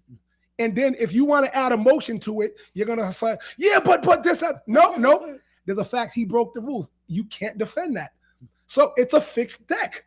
That's what I'm saying. You can't defend a fixed deck and stack it up and be like, you didn't say, but he violated, because no matter what I say, he violated. Right. I love this though. Salute to Super Chat. Fogg said, you care more about Cole than the culture. It's a question mark. He's asking a question. Do I care about Cole than the culture? I'm a grown man. Like, why would you ask a grown man, do I care about another grown man like that? Like, it's about the culture. He's not asking you, I'm like, grown? No, like, do you care about grown. Cole than more than the culture? But that question is so loaded. It's not loaded. That, to me, that's a loaded question. Like, do you or not? So it's yes or no? The answer, I think I'm lowering my intelligence by answering that in a sense. Like, I don't think so. No, like, low. Do I care about anybody more than a culture as a whole? No. Didn't say no then. No, you know what I'm saying? Like, you can't say I'm appalled. You say no. I'm like, why would you ask that? You know what I mean? But no disrespect at all. But I'm like, that's a interesting question to me. Like, do I care about, like, you care about Flavor Flav more than the culture? I'm like, Yo, like, listen, I told you tonight was gonna be epic, and we ain't even touched fun. half the shit. But guess what? 2:05, we over the 2-hour mark. Fliz has a 30-minute drive home. I know y'all mad at Fliz, some of y'all, but he need to get home safe to his children. This is bigger than J. Cole. It's bigger than Fliz, you got homework to do tonight. You gotta listen to what do we say you gotta listen to? Well, you gotta watch somebody wants to collab. Who wants to collab? Yo, whoever wants. Tell me the name. I can't see. Oh, what? Where do you see that? I don't see what you're looking at. Do you want to collab on? Oh, Stats is fucking with him. Do you want to collab or not, Fliz? Okay. I was like, yo, let's get whoever. They said Fliz want to collab with Gilly. Gilly don't even rap no more. You got damn right. You damn right. Hey, yo, Gilly got bars though. Don't sleep on Listen, Gilly, man. though. Chapo in the building, Maul in the building. Listen, man, with Girly Jock, we had a great show, man. Cool like that. Salute to y'all, man. I want to collab with Young Sims. MC. I'm dead serious. Tiff. Listen, I didn't see Hummingbird tonight. Homebody. We had a lot of people. F.O. Fogg was in the building going crazy. Salute. XOXO. Shit, let me see. It was a lot of heads in there, man. We had a good time, man. We Primetime Collective, always in the building. Gillaville in the building. It was crazy. I didn't see Benny in here tonight. Benny didn't come in. Who else was in here, man? Tell them about the show, man, before we get out of here. Oh, yeah. Onyx and Smith and Wesson, two of my old heads, come party with us. BTJ Fliz. We're going to be performing on the Smith and Wesson Onyx show. You being late, Chuck. Do it. We coming to fuck the building up. Just be honest, bro. Definitely. Just be honest. I'm just gonna be honest. I'm gonna be honest. I'm just gonna be honest. We coming to fuck the building up. And my guy Six gonna be performing on that with Peanut Butter Tim's. Oh yeah, yo! Shout out to Big Six. We bringing the Olympians to the spot. You know what I'm saying? Straight up, we coming through. We got a couple belts. We got a couple boxes with the belts. Yo, we coming through, going crazy on that show. Peanut Butter Tim's video. How long that dropping in? He told Your me. Boy told you. I told him he got 2 weeks, and it's going to be 1 week. So it's all been right, a couple days. We'll have Butter Tim's video. We'll have at least a trailer for you. Yeah, we should do a trailer within a couple of weeks. We'll y'all have a trailer for you. So every video we do gets better and better. Y'all gonna be surprised with this one. We keep telling y'all we got some heat, and we got some heat. Yo, first of all, one of the funny things that one of the dudes who saw the clip. Thank you, Toy Toy. One of the dudes saw a clip was accusing me of not having Tim's on. Oh yeah. I was like. Well, I told Fliz, honestly, I said, Fliz, you did not have peanut butter Tims, but you got some futuristic shit. I had a fresh new pair of Timberlands. When we approach Timberland, they're going to appreciate the Tims that Fliz had. But Chuck, you telling them too much, bro. Yeah. You're telling them too much, bro. Salute to Toy Toy said that that cry song, I decided to put it up on my page because it wasn't never on my page. Yep. I put that up. Appreciate you, Toy Toy. See, they're trolling home dude. They're trolling homeboy. What was the other one? Stat said that Heartbeat song. I appreciate that. That's about my grandmother and my mom who both passed away. That's a very So where's the personal troll at? The song. troll's not even in here. No, we ain't gonna acknowledge You know what that. I'm saying? We don't acknowledge that. I seen defendants win with stack deck. You keep your mouth closed and you get the lawyer to do his job. Let me see. Toy. Verdict is guilty. Girly Jock said, with all that being said, verdict is guilty. We out of here, gang. Yep. Appreciate y'all watching. Fliz got to get home. I'm only 10 minutes away, but he's way out. Yeah, I'm I'm a drive away. So listen, man, this was a great night, man. I appreciate everybody that tuned in. I told these guys before we started, I said tonight gonna be crazy game. Salute. We gonna put on the show tonight. It's gonna be amazing. We thank y'all for watching. Appreciate y'all. Please don't take this out on Fliz next week. Fliz was throwing this. Hold on. Hold on. Let's get something straight. I'm built for this. Hold on. That's not like when you've been my whole life has been a certain way, and now that I'm a grown man and I'm solid in my things and stand on it. Yeah, I'll stand on what I say, and guess what? I'm not gonna sway. Let it be what it is. And that